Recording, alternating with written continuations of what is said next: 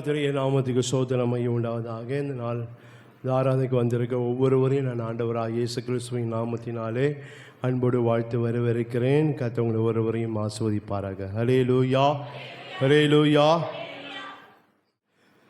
தேடுங்கள் கண்டடைவி தேவதேவனின் தூய திருமுகம் காண தேடிடுவோம் அதிகாலமே, தேடிடுவோம் அதிகாலமே. தேடுங்கள் கண்டடைவி சென்றவனால் எல்லாம் காத்தா எந்த சேதமும் வந்தணுகாமல், சென்றவனால் எல்லாம் காத்தா எந்த சேதமும் வந்தணுகாமல், இந்த புது தினம் கண்டடைய தந்தனரே தமது கிருபை, இந்த புது தினம் கண்டடைய தந்தனரே தமது கிருபை. தேடுங்கள் கண்டடைவி தேவதேவனின் தூய திருமுகம் காண தேடிடுவோம் அதிகாலமே, தேடிடுவோம் அதிகாலமே. தேடுங்கள் கண்டடைவி நல்ல சுகபலன் தந்து தம் வல்ல நல்லாவியும் மீந்து, நல்ல சுகபலன் தந்து தம் வல்ல நல்லாவியும் மீந்து, வெல்ல பிசாசை ஜெயமெடுத்து சொல்ல தம்மன்பினிலே பொழிந்தார், வெல்ல பிசாசை ஜெயமெடுத்து சொல்ல தம்மன்பினிலே பொழிந்தார். தேடுங்கள் கண்டடைவி தேவதேவனின் தூய திருமுகம் காண தேடிடுவோம் அதிகாலமே, தேடிடுவோம் அதிகாலமே. தேடுங்கள் கண்டடைவி ஊனுடை தந்தாதரித்து இந்த ஊழிய பாதையில் காத்து, ஊனுடை தந்தாதரித்து இந்த ஊழிய பாதையில் காத்து, கூப்பிடும் வேலை செவி கொடுத்து கேட்டிடும் யாவையும் ஈந்தனரே, கூப்பிடும் வேலை செவி கொடுத்து கேட்டிடும் யாவையும் ஈந்தனரே. தேடுங்கள் கண்டடைவி தேவதேவனின் தூய திருமுகம் காண தேடிடுவோம் அதிகாலமே, தேடிடுவோம் அதிகாலமே. தேடுங்கள் கண்டடைவி ஜீவனுள்ள நாளெல்லாம் என் தேவனை கீர்த்தனம் பண்ணி, ஜீவனுள்ள நாளெல்லாம் என் தேவனை கீர்த்தனம் பண்ணி, ஓசையுள்ள கைதாளத்தோடே நேசையா இயேசுவை ஸ்தோத்தரிப்போம், ஓசையுள்ள கைதாளத்தோடே நேசையா இயேசுவை ஸ்தோத்தரிப்போம்.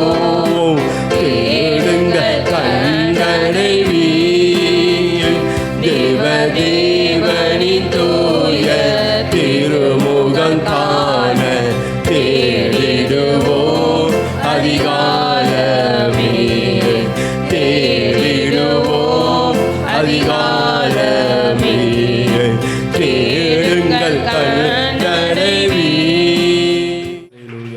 கர்த்தருடைய நாமத்துக்கே மகிமையும் ஸ்தோத்திரம் உண்டாவதாக. வரிசை கூட இந்த ஆராதனைக்கு வந்திருக்கிற ஒவ்வொருவரையும் நான் ஆண்டவராகிய இயேசு கிறிஸ்துவின் நாமத்தினாலே அன்போடு வாழ்த்து வரவேற்கிறேன். கர்த்தர் உங்கள் ஒருவரையும் ஆசீர்வதிப்பாராக. ஹல்லேலூயா. கர்த்தருடைய நாமத்துக்கு ஸ்தோத்திரம் மகிமை உண்டாவதாக. 48ஆம் சங்கீதம் 48ஆம் சங்கீதம் 1ஆம் வசனத்தை நான் வாசிக்கிறேன். 48ஆம் சங்கீதம் 1ஆம் வசனம்.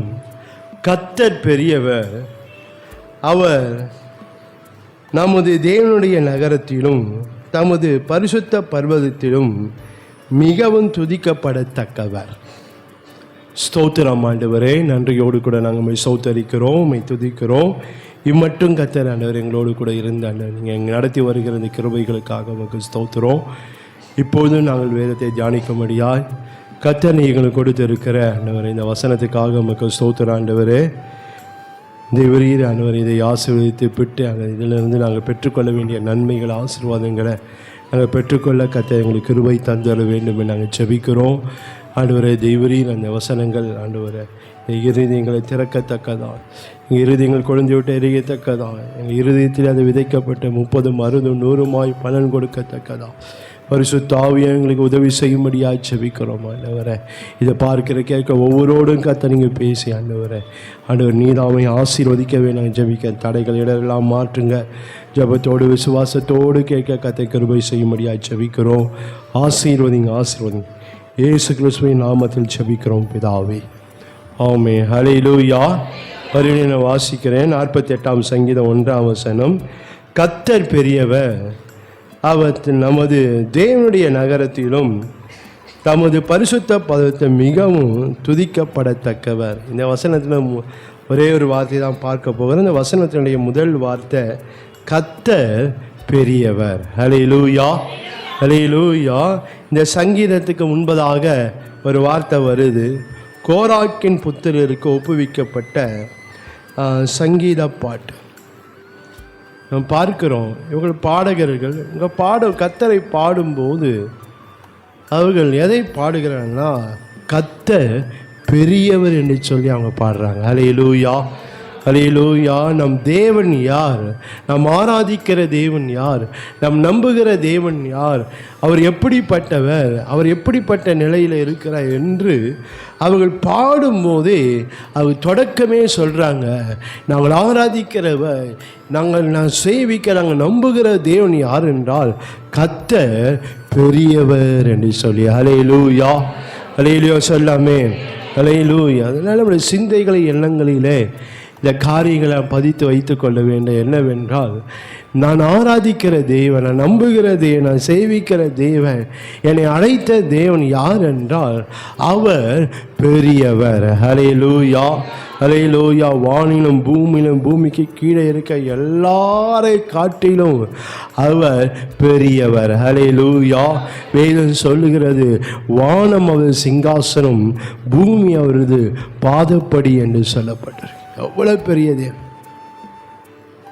நம் தேவன்! அப்படிப்பட்ட தேவன் நம்முடைய தேவன். அதனால் அந்த பெரியவர் என்ற அந்த ஒரு சிந்தை, அந்த எண்ணங்கள் இருக்குமானால் நம்ம அந்த ஆசீர்வாதங்களை, அவரிடத்தில் இருக்க அந்த ஆசீர்வாத நன்மைகளை நம்மளால் பெற்றுக்கொள்ள முடியும். சில காரியங்கள் இந்த நாளில் பார்க்க போகிறோம். ஒருவேளை தெரிந்த காரியங்கள் இருந்தாலும் இந்த நாளில் அதை காரியத்தை பார்க்க போகிறோம். கர்த்தர் பெரியவர், அந்த எந்தெந்த விதங்களில் அவர் பெரியவராக இருக்கிறார், அதனாலே நமக்கு என்ன ஆசீர்வாதம், என்ன நன்மைகள் என்பதை நாம் இந்த நாளிலே தியானிக்க போகிறோம். அதிகமாக இருந்தாலும் சீக்கிரமாக நம்ம பார்க்க போகிறோம். அதுக்கு முன்பதாக சில வசனங்களை நாம் பார்க்கும்போது நம் தேவன் பெரியவர் என்பதை இந்த வேத வசனம் அநேக இடங்களிலே சொல்லப்படுகிறத இந்த வேத வசனங்களில் நம்மளால் பார்க்க முடியும். அதனால் நம்ம அந்த விசுவாசத்தை, அந்த நம்பிக்கையோடு நம் தேவன் நான் ஆராதிக்கிறதே அவர் பெரியவராக இருக்கிறார். அதனால் நிச்சயமாய் அவர் என்னை ஆசீர்வதிக்கிறவர், என் வாழ்க்கையை ஆண்டவர் ஆசீர்வதிக்கிற என்ற அந்த விசுவாச நம்பிக்கை நமக்குள்ளே இருக்க வேண்டும்.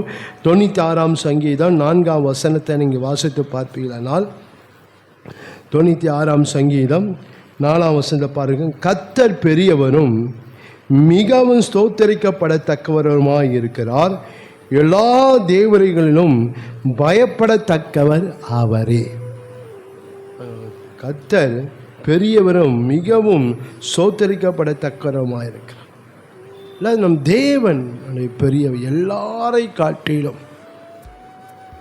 பூமியில் உண்டா, அந்த பூமியிலும் சரி வானிலும் சரி எல்லாரையும் விட நம் ஆண்டவர் பெரியவராக இருக்கிறார். ஹல்லேலூயா, ஹல்லேலூயா. அவர் பெரியவர், அவர் நாமமும் பெரியது. ஹல்லேலூயா, ஹல்லேலூயா. அதனால் அப்படிப்பட்ட தேவனை உடையவர்களாக இருக்கிறோம். அப்படிப்பட்ட தேவனை நாம் ஆராதித்து கொண்டு இருக்கிறோம். அப்படிப்பட்ட தேவன் தான் நம்மோடு கூட இருக்கிறார். ஹல்லேலூயா. ஒரு பக்கம் நமக்கு சந்தோஷமும் இருக்கணும், ஒரு பக்கம் நமக்கு பயபக்தியும் இருக்க வேண்டும்.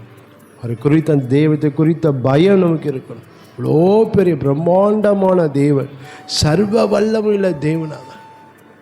அது ஒரு சந்தோஷம், ஒரு பக்கம் நமக்கு சந்தோஷம் இருக்கும், ஒரு பக்கம் அந்த பயபக்தி உடையவர்களாக நாம் இருக்க வேண்டும். ஹல்லேலூயா.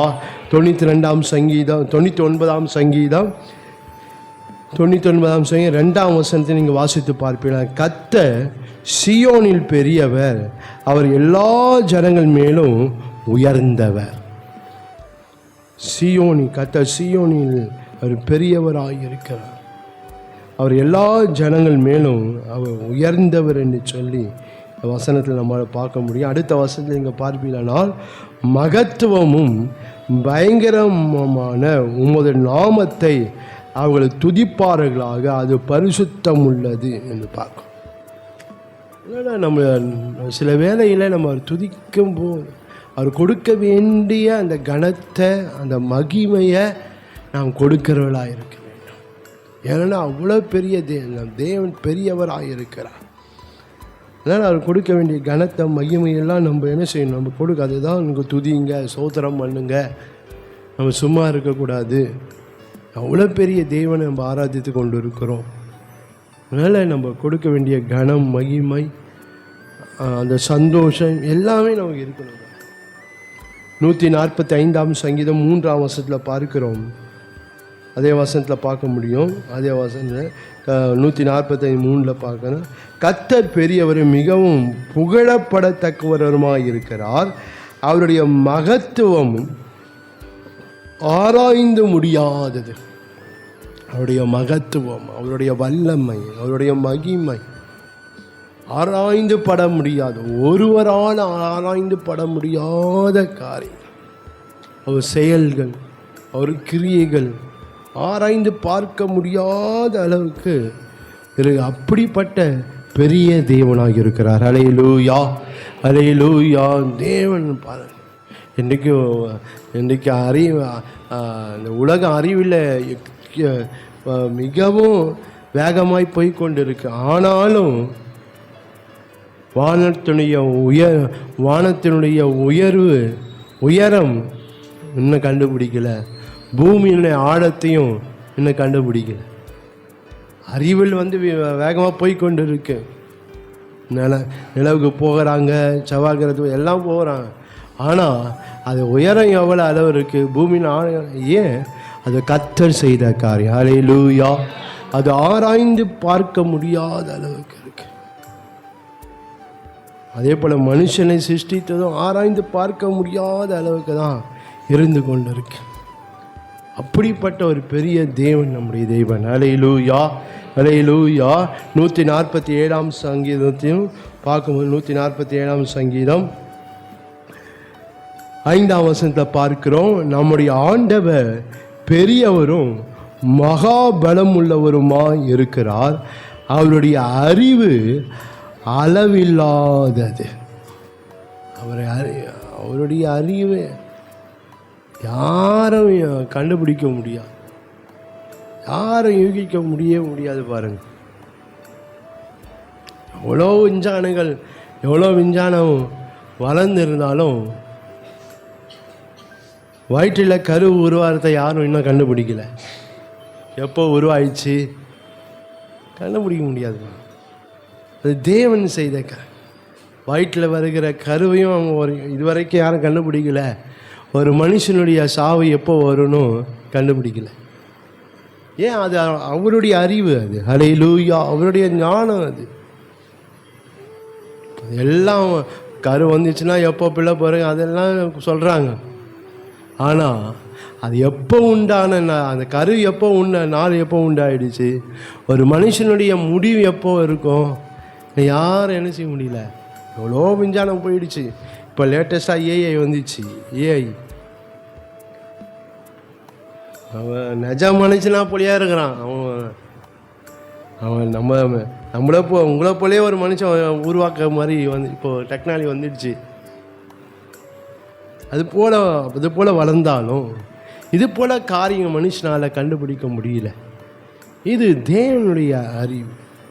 எதாவது சொல்கிறோம், அவர் பெரியவராய் இருக்கிறார். 2 நாளாகமும் 2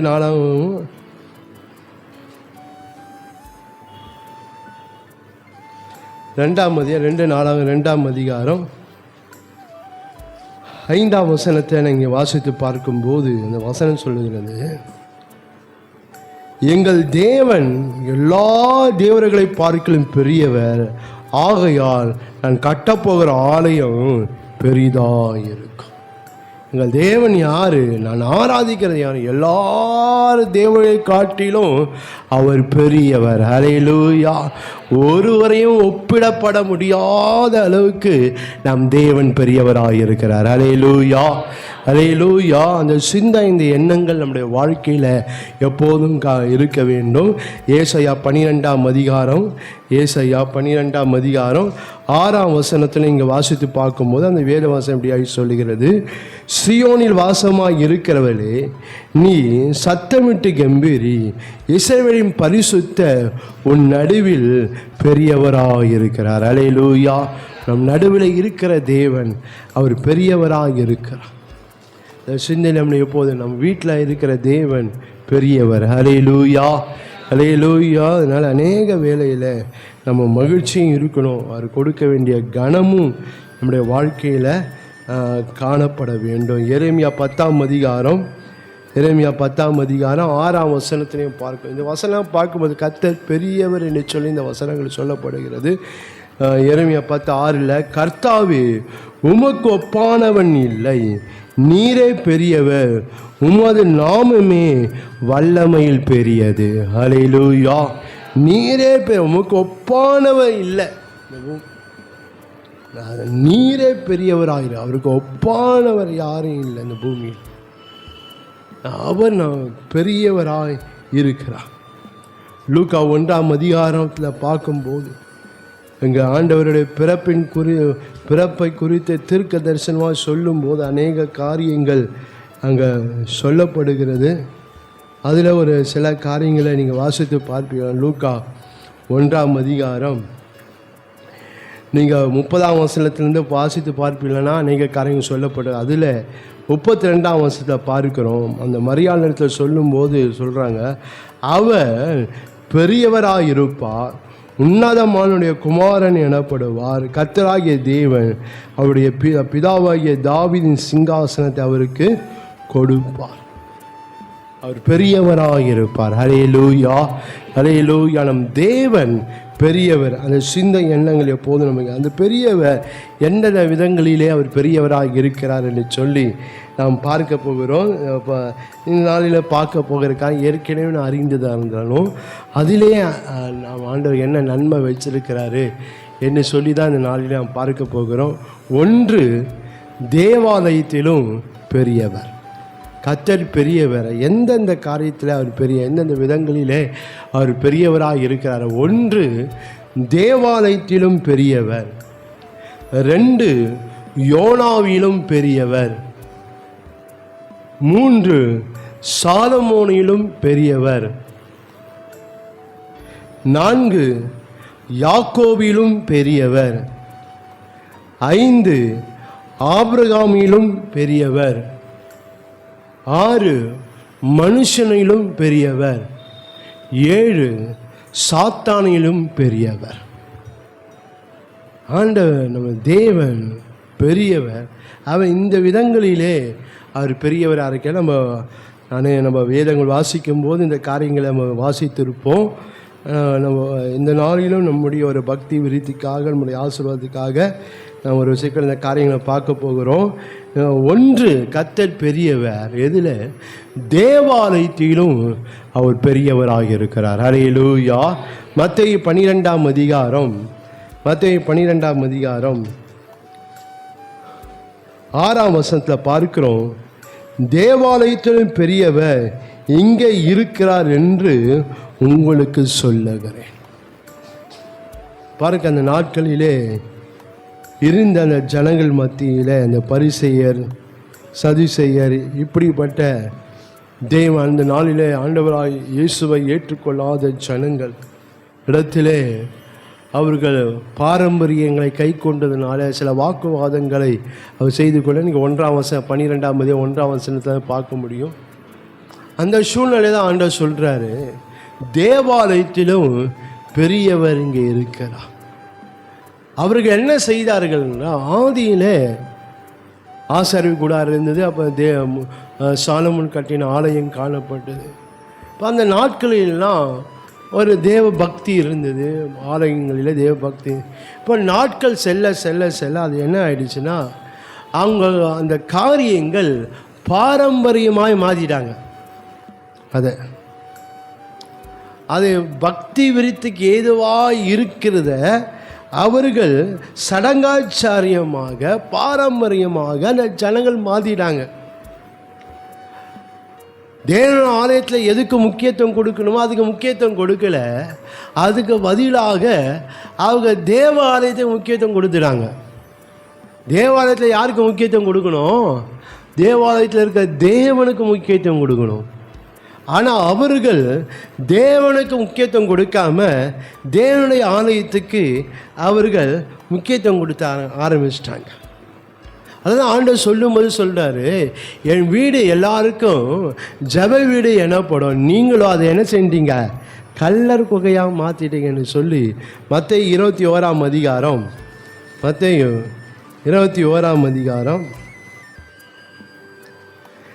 13ஆம் வசனம் பார்க்கும். அவர்கள் தேவாலயத்தை என்ன செய்ய? கல்லர் குகையாக மாற்றி. என்ன தேவாலயத்தில் அவர்கள் எதை முக்கியப்படுத்த? தேவாலயத்தில் இருக்கிறத முக்கியப்படுத்தி கொண்டிருந்தாங்க. ஆனால் தேவனை முக்கியப்படுத்தவில்லை. அன்றைக்கு செய்த அதே காரியத்தை தான் இன்றைக்கு நாம் செய்து கொண்டு இருக்கிறோம். என்ன? தேவாலயத்துக்கு வருகிறோம், தேவனுக்கு முக்கியத்துவம் கொடுக்க மாட்டேன்றோம். ஆலயத்துக்கு வரோம், வாரானா என்ன செய்திடணும்? ஆலயத்துக்கு வந்து போயிடணும். ஆனால் ஆலயத்தில் இருக்கிற தேவனை நம்ம என்ன செய்யறதில்ல?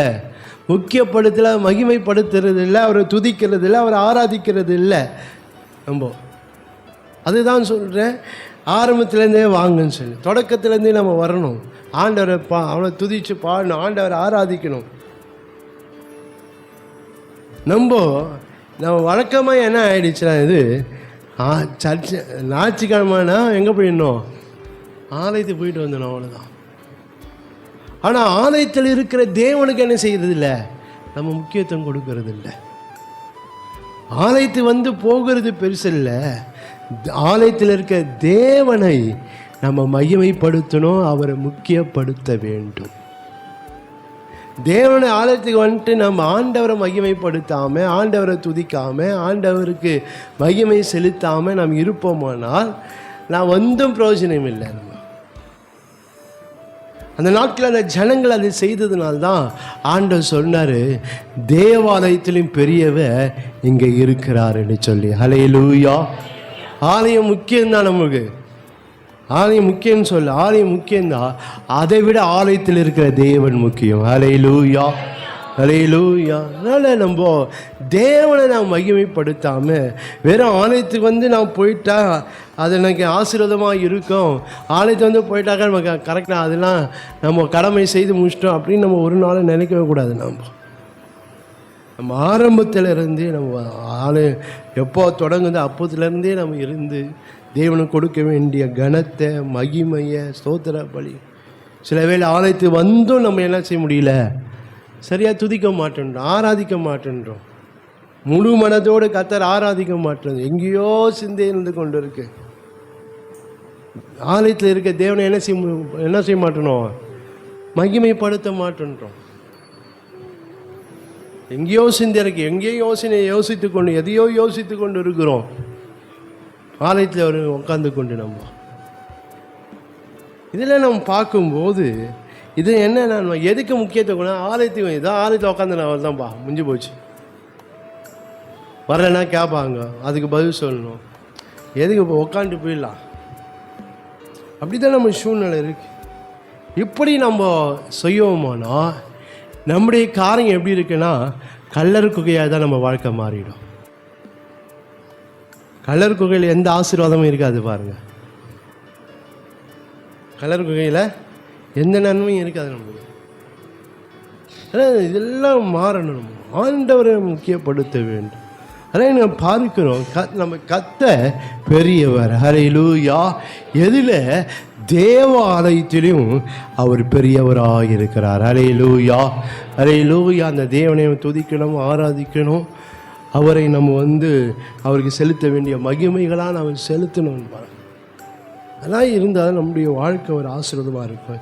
ஏன் இங்கே தேவாலயத்தில் இங்கே பெரியவர்னு சொன்னேன்? இந்த தேவாலயத்தில் என்ன இருக்குது, இந்த தேவாலயத்தில் என்ன நன்மை இருக்குது என்று நான் சொல்ல அநேக காரியம் பார்க்குறதுனால நான் சீக்கிரமாக நான் சொல்லுகிறேன். 2 நாளாகமும் 7ஆம் அதிகாரம் 2 நாளாகமும் 7ஆம் அதிகாரம் 14ஆம் வசனத்தில் நீங்கள் வாசித்து பார்க்கும்போது அங்கே மனிதத்துக்கு 15ஆம் வசனத்தில் பார்க்குறோம். இந்த ஸ்தலத்திலே செய்யப்படும் ஜபத்துக்கு என் கண்கள் திறந்தவைகளும் என் செவிகள் கவனிக்கிறவங்களுமாய் இருக்கும்.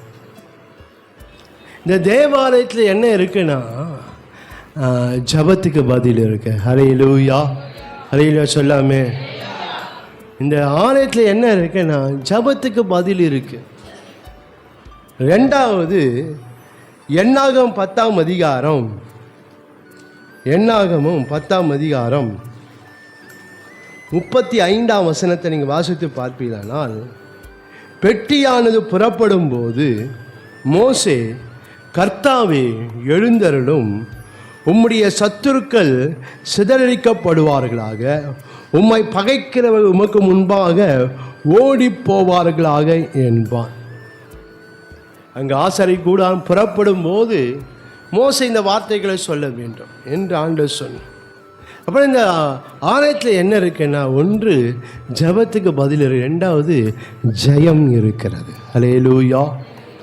நீங்கள் இன்னும் விளக்கமாக பார்ப்பீங்கன்னா 1 சாமுவேல் 4ஆம் அதிகாரம், 1 சாமுவேல் 4ஆம் அதிகாரம்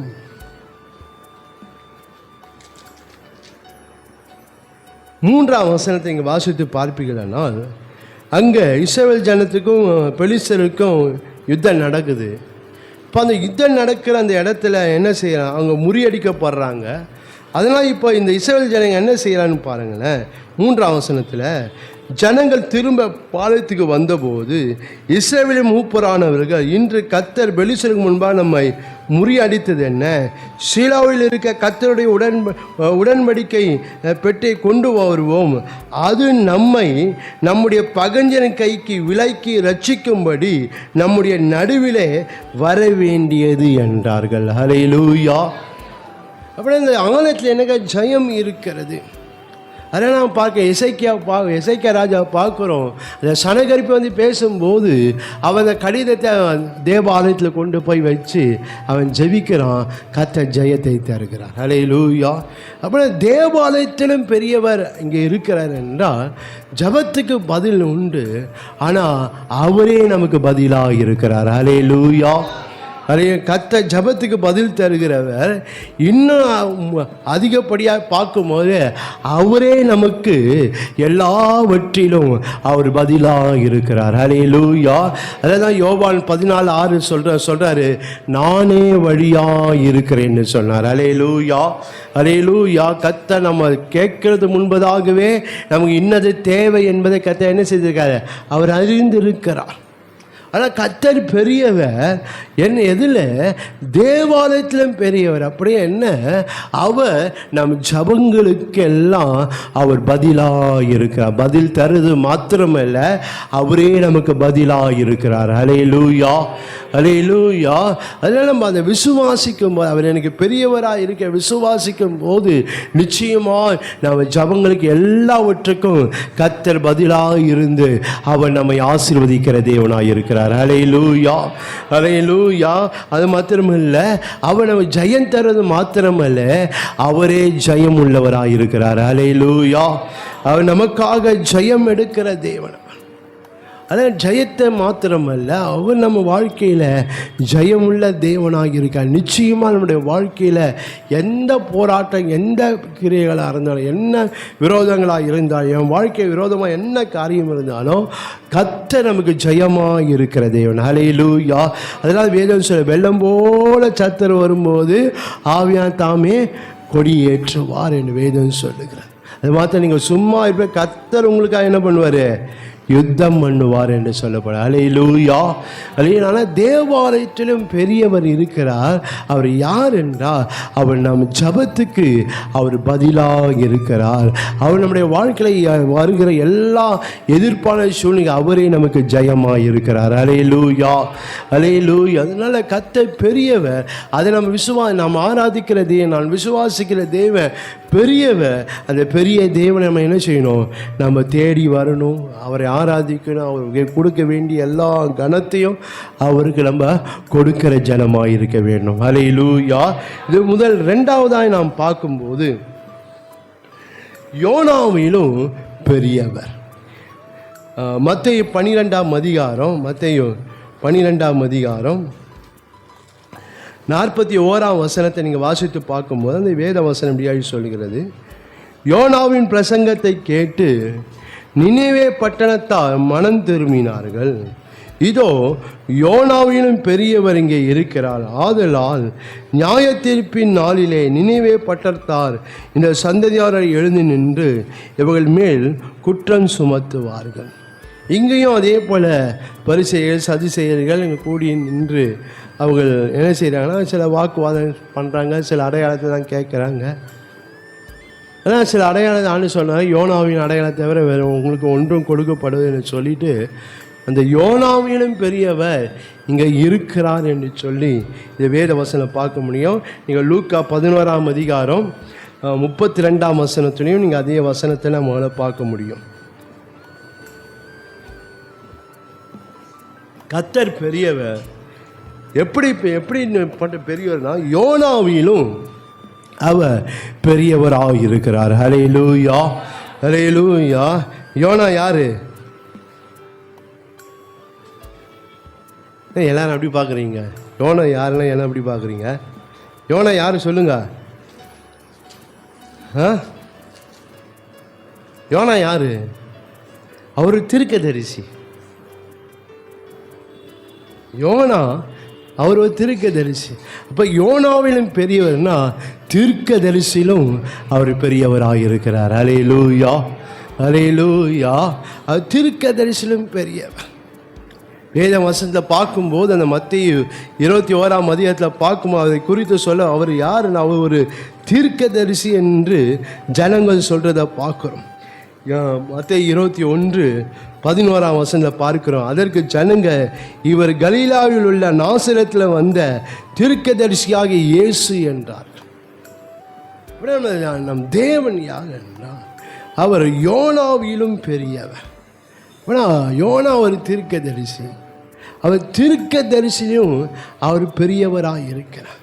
ஒரு தீர்க்கதரிசி யார் என்றால் தேவனுடைய வாய் எனப்படுவார்கள். தீர்க்கதரிசி யாருன்னா தேவனுடைய வாய். அப்படின்னா தேவனிடத்திலேருந்து வார்த்தையை பெற்று அவங்க பேசுவாங்க, அவங்க தான் தீர்க்கதரிசி. அப்படின்னா அவங்க யார்? அவருக்கு எப்படி அவங்க தேவனுடைய வாயாக இருக்கிறார்கள். ஆனால் இவர் யார் என்றால் இவர் தேவனாகவே இருக்கிறார். அல்லேலூயா. இவங்களை சாதாரண தீர்க்கதரிசி யாருன்னா தேவனுடைய வாய். ஆனால் நம் தேவன் பெரியவர். ஏன் அவர் பெரியவர்னா அவர் தேவனாயிருக்கிறார். அல்லேலூயா, அல்லேலூயா. யோவான் 1ஆம் அதிகாரம் 1ஆம் வசனத்தில் நம்ம வாசித்து பார்ப்போமானா அந்த வேத வசனத்தில் நம்மளால் பார்க்க முடியும். யோவான் 1ஆம் அதிகாரம் 1ஆம் ஆதியிலே வார்த்தை இருந்தது, அந்த வார்த்தை தேவனிடத்தில் இருந்தது, அந்த வார்த்தை தேவனாயிருந்தது. அதான் பார்க்க நம்ம கர்த்தர் பெரியவர்.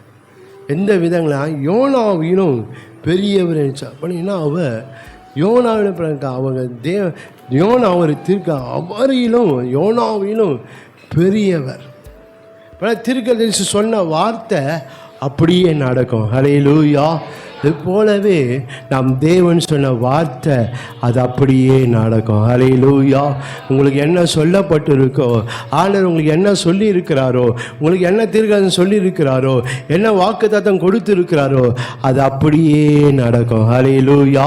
அது ஒரு நாளும் மாறியே அவர் யோனாவிலும் பெரியவராக இருக்கிறார். அல்லேலூயா, அல்லேலூயா. அப்படின்னா ஒரு தீர்க்கதரிசி வார்த்தையை கத்த அப்படியே வாயிலிருந்து வாருகிற வார்த்தை அப்படியே நடக்கும். நீங்கள் உதாரணத்துக்கு நீங்கள் ஒரு வசனத்தை வாசித்து பார்ப்பீங்களானால் 1 சாமுவேல் 9ஆம் அதிகாரம், அங்கே சாமுவேலை குறித்து நாம் பார்க்க, சாமுவேலும் ஒரு தீர்க்கதரிசி. அந்த சாமுவேலை குறித்து அங்கே சொல்லும்போது அங்கே பார்க்கிறோம் 1 சாமுவேல் 1ஆம் அதிகாரம் 1 சாமுவேல் 9ஆம் அதிகாரம் பார்க்கும்போது அங்கே சவுல் அவனுடைய வேலைக்காரனும் அங்கே காணாம போன கழுதை குறித்து தேடுகிறாங்க. அநேக நாட்களாக அது கிடைக்காதனால நான் மறுபடியும் நம்ம வீட்டுக்கே போயிடலாம் என்று சவுல் சொன்னபோது அவன் வேலைக்காரன் சொல்ல, இந்த பட்டணத்தில் ஒரு தீர்க்கதரிசி இருக்கிறாரோ, போய் பார்க்கலாம் வாங்க அப்படின்னு சொல்லிட்டு சொல்கிறாங்க. சொல்லும்போது போய் பார்க்குறாங்க. நீங்கள் 1 சாமுவேல் 9ஆம் அதிகாரம் 6ஆம் வசனத்தில் பார்க்குறோம்.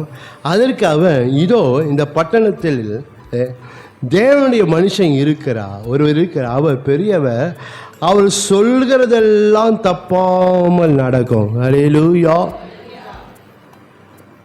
தேவன் வாய் எனப்பட்ட தீர்க்கதரிசி சொல்றதே அப்படியே நடக்குமானால் தேவன் சொல்றதெல்லாம் அது அப்படியே நடக்கும். ஹல்லேலூயா, ஹல்லேலூயா. அதான் நம் கர்த்தர் பெரியவர். அவர் யோனாவிலும் அவர் பெரியவராக இருக்கிறார். அப்படின்னா நம்ம எதை விசுவாசி, எதை நம்பலாம்? கர்த்தர் வாயிலிருந்து புறப்பட்டுகிற, எனக்காக புறப்பட்ட, என் நிமித்தம் புறப்பட்ட ஒவ்வொரு வார்த்தையும் ஆம் என்றும் ஆமேன் என்று நடக்கும். ஹல்லேலூயா. அதில் ஒரு நாளும் எந்த ஒரு மாறுதல், எந்த ஒரு மாற்றமும் இருக்கவிருக்கா. ஏன்?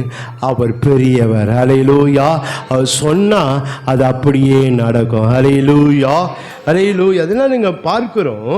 இந்த யோனாவிலும் பெரியவர் இங்கே இருக்கிறேன் என்று சொல்லுகிறத பார்க்குறோம். இந்த யோனா ஒரு தீர்க்கதரிசி. இந்த தீர்க்கதரிசியுடைய வேலைகள், அநேக வேலைகள் இருக்குது. அது 2 வேலையை அவங்க செய்கிற 2 வேலையை நாம் பார்க்க போகிறோம். அவர் என்ன செய்கிறார்கள் என்று நாம் பார்ப்போமானால், நீங்கள் எஸ்ரா 5ஆம் அதிகாரம்,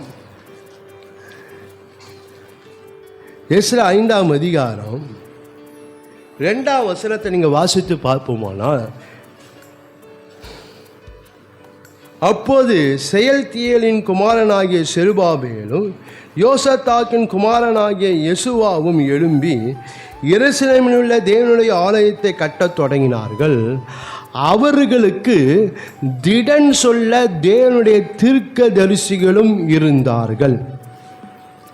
தீர்க்கதரிசி என்ன செய்கிறாங்கன்னா, ஜனங்களை திடப்படுத்துகிறார்கள். ஹல்லேலூயா. அங்கே போகிற நெருக்கத்தின் பாதையில், உபத்திரத்தின் பாதையில் அவங்க சோர்ந்து போகாதபடி தம்முடைய வார்த்தைகளினால அவர்களை திடப்படுத்துகிறார்கள். ஹல்லேலூயா. அப்படின்னா யோனாவிலும் பெரியவர் இங்கே இருக்கிறேன் என்று சொன்ன அந்த தேவன் யார் என்றால், அவர் நம்மை திடப்படுத்துகிற தேவன். ஹல்லேலூயா. நம் வாழ்க்கையில் சோர்ந்து போகும்போது, நாம் திடனற்று போகும்போது, நாம் பலனற்று போகும்போதெல்லாம் கர்த்தர் நம்முடைய வாழ்க்கையை அவர் திடப்படுத்துகிற தேவனாக இருக்கிறார். ஹல்லேலூயா.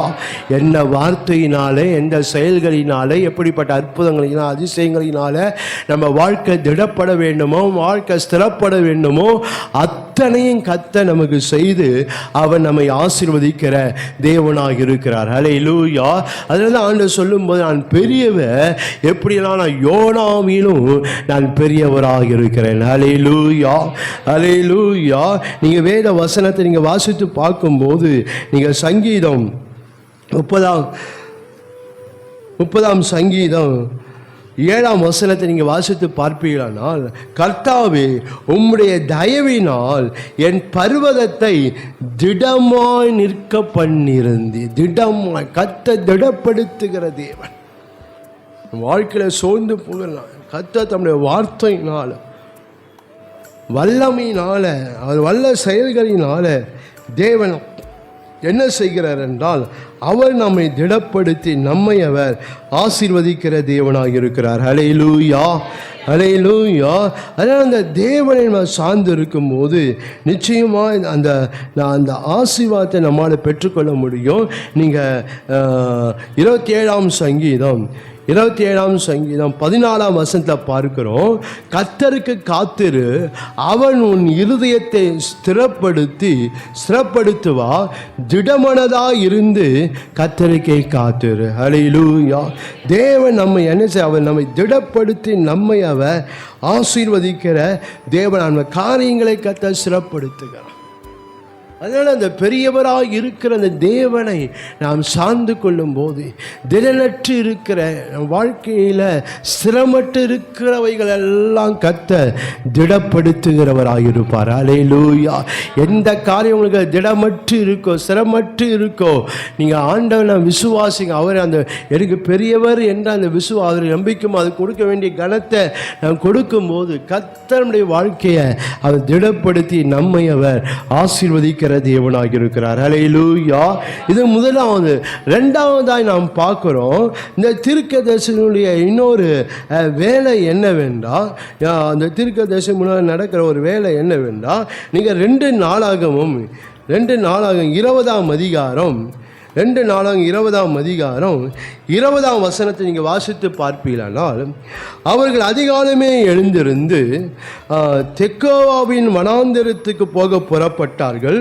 புறப்படுகள் யோசபாத் நின்று, யூதாவே எருசலேம் குடிகளே கேளுங்கள், உங்கள் தேவனாகிய கர்த்தரை நம்புங்கள், அப்போது நிலைப்படுவீர்கள். அவருடைய தீர்க்கதரிசிகளை நம்புங்கள், அப்போது சித்தி பெறுவீர்கள் என்றான். ஹல்லேலூயா. தீர்க்கதரிசியை நம்புங்கள், சித்தி பெறுவீர்கள். தீர்க்கதரிசியை நம்புவீர்களா, அந்த தீர்க்கதரிசி காரியங்களை வாய்க்க பண்ணுகிறவர்கள். ஹல்லேலூயா. நீங்கள் எந்த காரியமாக போகிறீங்களோ அது வாய்க்கும்படியாக அவங்களுக்கு செய்வார்.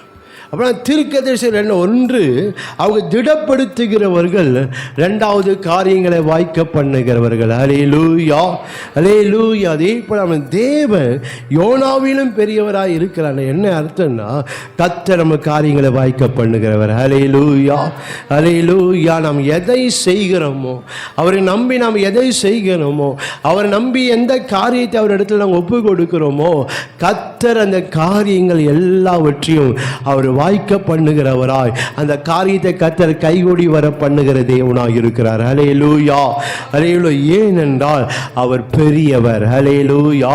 நம் கர்த்தர் பெரியவர். 37ஆம் சங்கீதத்தில் நாம் வாசித்து பார்க்கும்போது, அந்த வேத 37ஆம் சங்கீதம் 5ஆம் பார்க்கிறோம், உன் வழியை கர்த்தருக்கு ஒப்புவித்து அவரின் மேல் நம்பிக்கையாயிரு, அவரே காரியத்தை வாய்க்க பண்ணுவார். ஹல்லேலூயா. தேவனும் காரியங்கள் எல்லாவற்றையும் வாய்க்க பண்ணும். ஒருவேளை சில தடைகள் உங்கள் வாழ்க்கையில் இருக்கா, நீங்கள் செய்கிற, நீங்கள் முயற்சி எடுக்கிற காரியங்களில், நீங்கள் பிரயாசப்படுகிற சில தடைகள் உங்கள் வாழ்க்கையில் காணப்படலாம், சில எதிர்ப்புகள் உங்கள் வாழ்க்கையில் காணப்படலாம், சில அடைக்கப்பட்ட வாசல்கள் உங்கள் வாழ்க்கையில் காணப்படலாம். ஆனால் என் கர்த்தர் பெரியவர் என்று நீங்கள் விசுவாசிக்கும் போது, என் கர்த்தர் பெரியவர் என்று நீங்கள் அவரை நீங்கள் நம்பும் போது, அந்த பெரியவர் உங்கள் காரியங்கள் எல்லாத்தையும் வாய்க்க பண்ணுவார். ஹல்லேலூயா. அது எப்படிப்பட்ட காரியம், அது என்ன தடை இருந்தாலும் அவர் அந்த காரியங்கள் எல்லாம் வாய்க்க பண்ணி. ஏனென்றால் அவர் கோணலானவைகளை சபைப்படுத்துகிற தேவன், அவர் தடைகளை அவர் உடைக்கிற தேவன், அவர் வெண்கல கதவுகளை உடைத்து இரும்பு தாழ்பாளர்களெல்லாம் அவர் முறிக்கிற தேவனாக இருக்கிறார். ஹல்லேலூயா, ஹல்லேலூயா. அதனால நம்முடைய காரியங்கள் எல்லாவற்றையும் கர்த்தர் வாய்க்க பண்ணுகிற தேவனாக.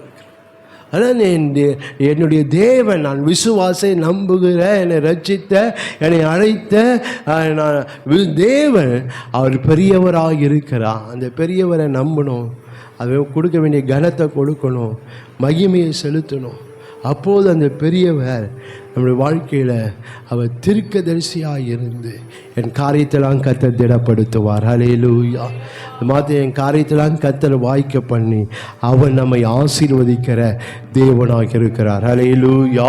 இது ரெண்டாவது காரியம். மூன்றாவதாக நாம் பார்க்கும்போது சாலமோனிலும் பெரியவர். ஹல்லேலூயா.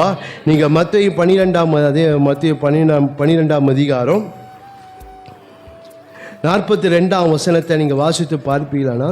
அந்த வசனத்தில் அப்படி சொல்லப்படுகிறது, தென் தேசத்து ராஜஸ்திரீ பூமியின் எல்லைகளிலிருந்து சாலமோனுடைய ஞானத்தை கேட்க வந்தால், இதோ சாலமோனிலும் பெரியவர் இங்கே இருக்கிறார். ஆதலால் நியாய தீர்ப்பு நாளில் அந்த ராஜஸ்திரீ இந்த சந்ததியாரோடு எழுந்து நின்று இவர்கள் மேல் குற்றம் சுமத்துவார். நாம் பார்க்கிறோம், ஆண்டவங்க சொல்லும்போது சொல்றாரு, சாலமோனிலும் பெரியவர் இங்கே இருக்கிறார். லூக்கா 11ஆம் அதிகாரம் 31ஆம் வசனத்திலையும் இந்த வசனத்தை பார்க்க முடியும். சாலமோனிலும் பெரியவர் இங்கே இருக்கிறார். சாலமோன் யாரு சொல்லுங்க? சாலமோன் யாரு?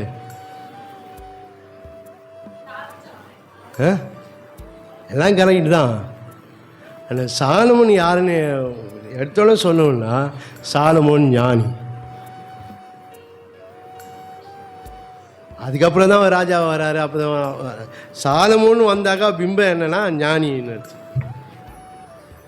சாலமோன் யாருன்றா ஞானி. சாலமோனிலும் பெரியவர்னா ஞானியிலும் அவர் அனந்த ஞானமுள்ள தேவன். ஹல்லேலூயா.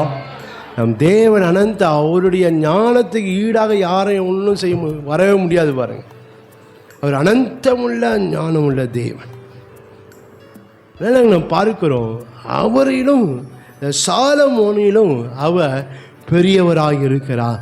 சாலமோனுக்கு ஞானம் கொடுக்கப்பட்டது, ஆனால் இவரே ஞானமுள்ளவராக இருக்கிறார். ஹல்லேலூயா. சாலமோனுக்கு ஞானம் கொடுக்கப்பட்ட, ஆனால் நம் தேவன் அனந்த ஞானமுள்ள தேவனாக இருக்கிறார். ஹல்லேலூயா.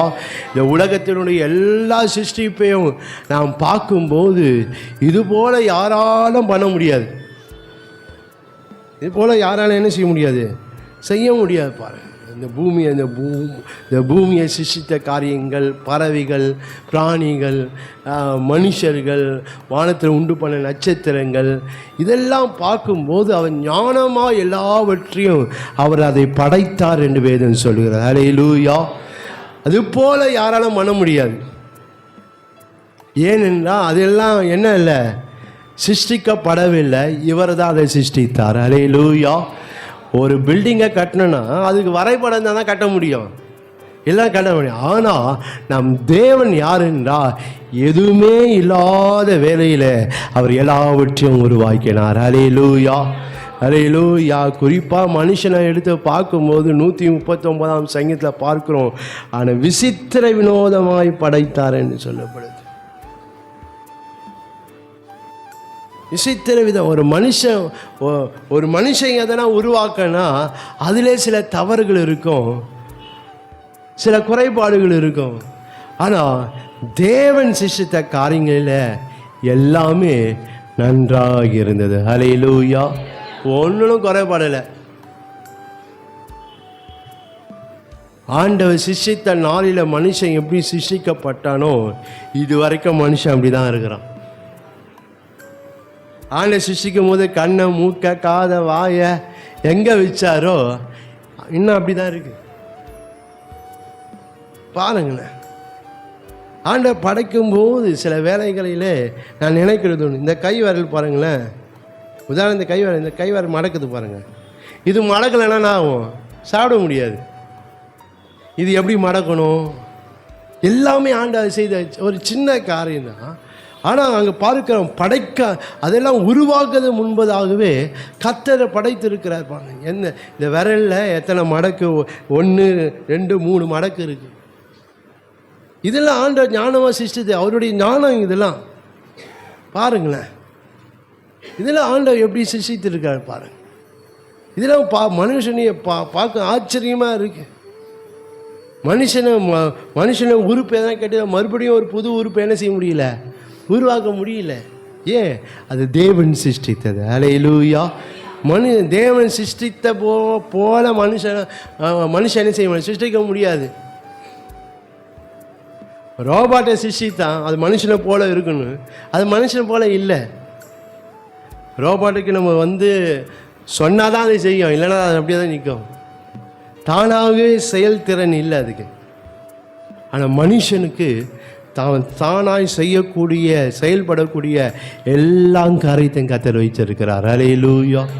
எவ்வளோ ஞானம் உள்ள தேவன் பாரு. அதனால் இங்கே பார்க்கிறோம், சாலமோன் என்றால் அவன் ஞானி, ஆனால் சாலமோனிலும் அவர் பெரியவர் என்று சொல்லப்படுகிறார். அல்லேலூயா. நீங்கள் அந்த 1 ராஜாக்கள் 4ஆம் அதிகாரத்தில் நீங்கள் வாசித்து பார்ப்பீர்களானால் ஆண்டவர் அந்த சாலமோனை குறித்து அங்கே சொல்லப்படுகிறது. 1 ராஜாக்கள் 4ஆம் அதிகாரம் 29ஆம் வசனம் 30ஆம் வசனம் பார்க்கிறோம். தேவன் சாலமோனுக்கு மிகுதியான ஞானத்தையும் புத்தியையும் கடற்கரை மலையத்தனையான மனோவிருத்தியையும் கொடுத்தார். சகல கீழ்கத்திய புத்திரனின் ஞானத்தையும் எகிப்தின் சகல ஞானத்தை பார்க்கிலும் சாலமோனின் ஞானம் சிறந்ததாக இருந்தது. 1 ராஜாக்கள் 3ஆம் அதிகாரம் 12ஆம் வசனம் பார்க்கிறோம். அவன் தேவனிடத்தில் ஞானம் கேட்டபோது ஆண்டவர் எப்படியே கொடுக்கிறாருன்னா 12ஆம் வசனம், உன் வார்த்தையின்படியே செய்தேன், ஞானமும் உணர்வுள்ள இருதயத்தை உனக்கு கொடுத்தேன், இதிலே உனக்கு சரியானவன் உனக்கு முன் இருந்ததும் இல்லை, உனக்கு சரியானவன் உனக்கு பின் எழும்புவதும் இல்லை. பணம் எப்படி வரும் ஞானம் பாருங்களேன். அந்த நாட்களிலே இந்த சாலமோனுடைய ஞானத்தை கண்டு ஜனங்கள் ஆச்சரியப்பட்டாங்க. ராஜாக்கு இவ்வளோ ஞானம் எப்படி வந்தது? எல்லா தேச ஜனங்க வராங்க ஞானத்தை பார்க்கறதுக்கு. அப்படின்னா பாருங்களேன், அவனுக்கு எவ்வளோ ஞானம் இருக்கு. ஆனால் தேவன் அந்த ஞானியிலும் அவர் பெரியவராக இருக்கிறார். அல்லேலூயா. நம்ம கர்த்தர் பெரியவர். அந்த தேவனை நாம் விசுவாசிக்கும் போது நிச்சயமாய் தேவன் நம்ம வாழ்க்கையில் பெரிய காரியங்களை அவர் செய்கிற தேவனாக இருக்கிறார். அல்லேலூயா. அல்லேலூயா. இங்கே சாலமோனிலும் பெரியவர். இந்த ஞானம் என்ன செய்கிறது என்று சொல்லி ஒரு சில வசனங்களை பார்க்க போகிறோம். நீதிமொழிகள் 9ஆம் அதிகாரம், நீதிமொழிகள் 9ஆம் அதிகாரம் 1ஆம் வசனத்தில் பார்க்கிறோம், ஞானம் தன் வீட்டை கட்டி தன் 7 தூண்களையும் சித்திரம் தீர்த்து. அதே போல் 24ஆம் அதிகாரம் 3ஆம் வசனம், வீடு ஞானத்தினால் கட்டப்பட்டு விவேகத்தினால் நிலை நிறுத்தப்படும். இந்த ஞானம் என்ன செய்யுமா? வீட்டை கட்டும். கர்த்தர் உங்கள் வீட்டை கட்டுகிற தேவன். அல்லேலூயா.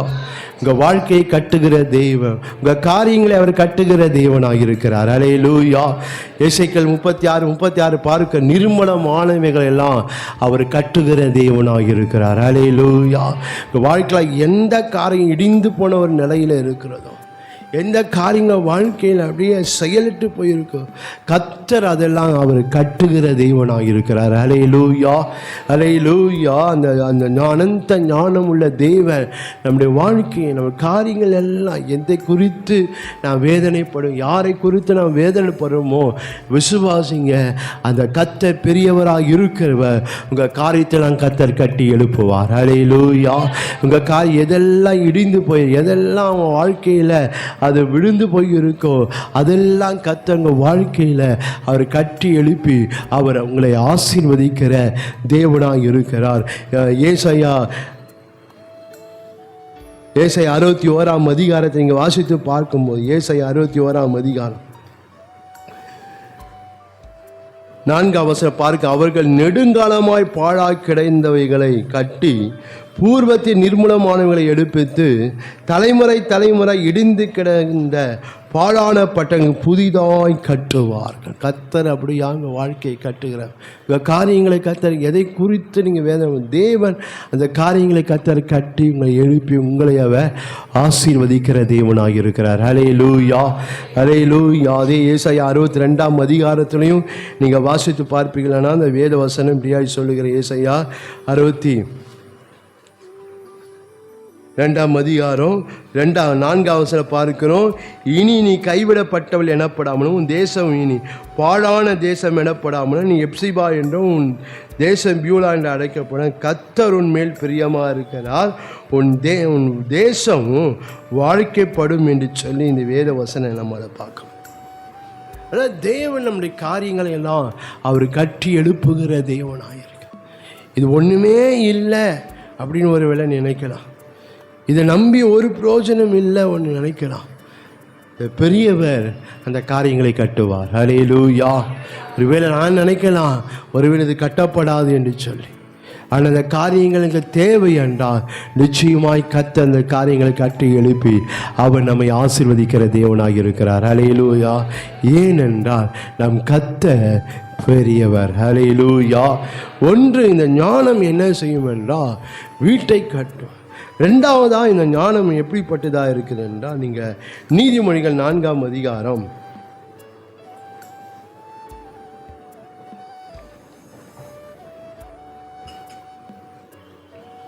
4ஆம் அதிகாரம் 7ஆம் வசனத்தை 9ஆம் வசனம் வரைக்கும் நீங்கள் வாசித்து பார்க்கும்போது அங்கே பார்க்கிறோம், ஞானமே முக்கியம், ஞானத்தை சம்பாதி, எண்ணத்தை சம்பாதித்தால் புத்தியை சம்பாதிக்கொள்ள, அது நீ அதை மேன்மைப்படுத்து, அது உன்னை மேன்மைப்படுத்த, நீ அதை கழுவிக்கொண்டால் அது உன்னை கனம் பண்ணும், அது உன் தலைக்கு அலங்காரமான முடியையும் கொடுக்கும், அது மகிமையான கிரீடத்தை உனக்கு சூட்டும். ஞானம் என்ன செய்யலாம்? ஞானம் நம்மை மேன்மைப்படுத்தும். ஹல்லேலூயா. கர்த்தர் நம்மை மேன்மைப்படுத்துகிற, நம் வாழ்க்கையை மேன்மைப்படுத்துகிறார். எந்த நிலையில் இருந்தாலும் அவர் நம்மை மேன்மைப்படுத்தி நம்மை அவர் ஆசீர்வதிக்கிற தேவன். நீதிமொழிகள் 3ஆம் அதிகாரத்தில் நீங்கள் வாசித்து பார்ப்பீங்களா? நான் நீதிமொழிகள் 3ஆம் அதிகாரம் 13ஆம் வசனத்திலிருந்து 18ஆம் வசனம் வரைக்கும் நீங்கள் வாசித்து பார்ப்பீங்களா? அநேக காரியங்கள் அங்கே சொல்லப்பட்டு இருக்கிறது. அதிலே ஒரு வசனத்தை மாத்திரம் நான் வாசிக்கிறேன், நீங்கள் பார்ப்பீங்களானால் 16ஆம் வசனம், அதன் வலது கையில் தீர்க்காயுசும் அது இடது கையில் செல்வமும் கனமும் இருக்கும். 18ஆம் வசனம் பார்க்கிறோம், அது தன்னை அடைந்தவர்களுக்கு ஜீவ விருட்சமும் அது பற்றி கொள்ளுகிற எவனும் பாக்கியவான். ஞானம் தன்னை அடைந்தவர்களுக்கு, தன்னை நேசிக்க ஞானம் என்ன செய்தான்? மேன்மைப்படுத்துகிறதா இருக்கு. தேவன் நம்மை எல்லா காரியத்திலும் அவர் நம்மை மேன்மைப்படுத்துகிற தேவனாக இருக்கு. எப்படிப்பட்ட ஒரு தாழ்ந்த நிலையில் நாம் இருந்தாலும் தேவன் நம்மை மேன்மைப்படுத்தி, நம் கர்த்தர் பெரியவர். ஹல்லேலூயா, ஹல்லேலூயா. அதெல்லாம் சொல்ல சாலமோனில் அவர் பெரியவர்.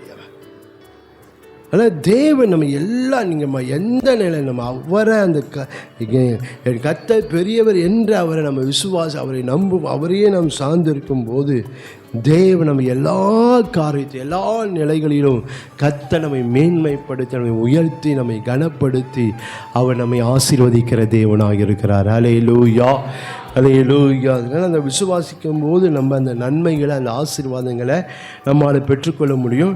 நான்காவதாக நாம் பார்க்கிறோம், யாக்கோபிலும் பெரியவர். நம் தேவன் கர்த்தர் பெரியவர். அவர் யாருன்னா யாக்கோபினும் அவர் பெரியவர். நீங்கள் வசனத்தை நீங்கள் வாசித்து பார்ப்பீங்களா, யோவான் 4ஆம் அதிகாரம், யோவான் 4ஆம் அதிகாரம், அந்த சமாரிய ஸ்திரீ ஆண்டவரை பார்த்து ஒரு கேள்வி கேட்குறத பார்க்குறோம். யோவான் 4ஆம் அதிகாரம் 12ஆம் வசனம், இந்த கிணற்றை எங்களுக்கு தந்த நம்முடைய பிதாவாகிய யாக்கோபை பார்க்கிலும் நீ பெரியவரோ, அவரும் அவர் பிள்ளைகளும் அவர் மிருக ஜீவன்களும் இதிலே குடித்தது உண்டே என்றார். ஆண்டவர் சொல்லும்போது, அநேக காரியங்கள் சொல்லும்போது சொல்கிறாரு, நான் 14ஆம் வசனத்தில், நான் கொடுக்கும் தண்ணீரை குடிக்கிறவனுக்கு ஒரு காலமும் தாகம் உண்டாகும். உடனே என்ன சொல்கிறேன்னா, நான் யார் என்றா, நான் யாக்கோபிலும் பெரியவர். அல்லேலூயா. யாக்கோபுடைய கிணற்றை தண்ணீரை குடிக்க மறுபடியும் என்ன ஆகும்? தாகம் உண்டாகும். ஆனால் நான் கொடுக்கிற தண்ணீரை கொடுக்க மறுபடியும் என்ன ஆகாது? தாகம் உண்டு. அப்படியே நான் யாக்கோபிலும் பெரியவர் என்று சொல்லி இந்த வேத வசனத்தில் நம்மளால் பார்க்க முடியும். அல்லேலூயா. அல்லேலூயா சொல்லாமே. அல்லேலூயா. சரி, இந்த யாக்கோபு யாரு சொல்லுங்க, டைம் ஆகுது. அப்புறம் எத்தனை அப்புறம்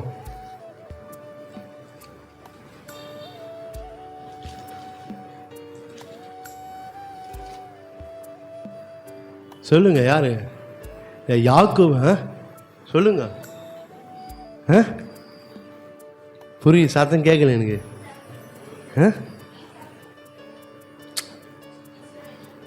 இந்த யாக்கோபு யார் என்றால், அவன் சேஷ்ட பத்திரத்தை உடையவன்.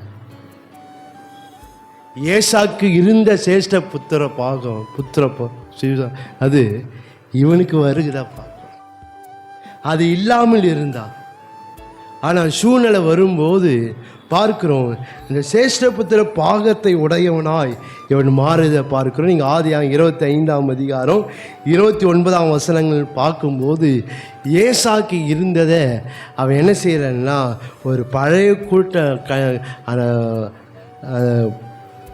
பயிற்றும் கூழை கொடுத்து அவன் என்ன செய்கிறான்னா, அந்த சேஷ்டபுத்திர பாகத்தை வாங்கிக்கிறான். அவன் சேஷ்டபுத்திர பாகத்தை உடையவனாக அவன் காணப்பட்டான். இன்னொரு வசனத்தை நீங்கள் வாசித்து பார்க்கும்போது, அவன் போய் அவங்க அப்பா கிட்ட போய் என்ன செய்கிறான், அவன் ஆசீர்வாதத்தை தான் வாங்கிட்டான். வாங்கிட்ட பின்பாக இப்போ ஏசா ஆசீர்வாதம் கேட்குறான். இல்லை, நான் எல்லாத்தையும் அவனுக்கு கொடுத்துட்டேன். இப்போ அவன் எப்படி மாறிட்டானா, நீங்கள் வாசித்து பார்ப்பீங்களா? அவன் அந்த ஈசாக்கு சொல்கிறத பார்க்குறோம். நீங்கள் ஆதியாகமம் 27ஆம் அதிகாரம், ஆதியாகமம் 27 33ஆம் வசனம், அப்போது ஈசாக்கு மிகவும் பிரமித்து நடுங்கி, வேட்டையாடி எனக்கு கொண்டு வந்தானே அவன் யார்? நீ வரும் முன்னே அவை எல்லாவற்றையும் நான் புசித்து அவனை ஆசீர்வதித்தேனே, அவன் ஆசீர்வதிக்கப்பட்டவனாகவும் இருப்பான். அவன் வாழ்க்கை எப்படி மாறிச்சுப்பான்? அவன் சேஷ்டபுத்திர பாக உடையவனாய் மாறினதுனால்தான் இந்த யாக்கோபு சொல்லும்போது சொல்கிறாரு என்னவென்றால், நீங்கள் ஆதியாகமம் 49ஆம் அதிகாரம் 26ஆம் வசனம், என் தகப்பனுடைய ஆசீர்வாதங்கள் என் பிதாக்களுடைய ஆசீர்வாதங்களுக்கு மேற்பட்ட உன் தகப்பனுடைய ஆசீர்வாதங்கள் என் பிதாக்களுடைய ஆசீர்வாதங்களுக்கு மேற்பட்டதாயிருந்து. தன்னுடைய பிள்ளைகளுக்கு அவன் ஆசீர்வாதம் சொல்லும்போது, அவன் யோசேப்பு முறை வரும்போது சொல்கிறான், உன் தகப்பனுடைய ஆசை எப்படிப்பட்டது தெரியுமா? அது என் பிதாக்களுடைய ஆசீர்வாதம் காட்டிலும் மேற்பட்டதா.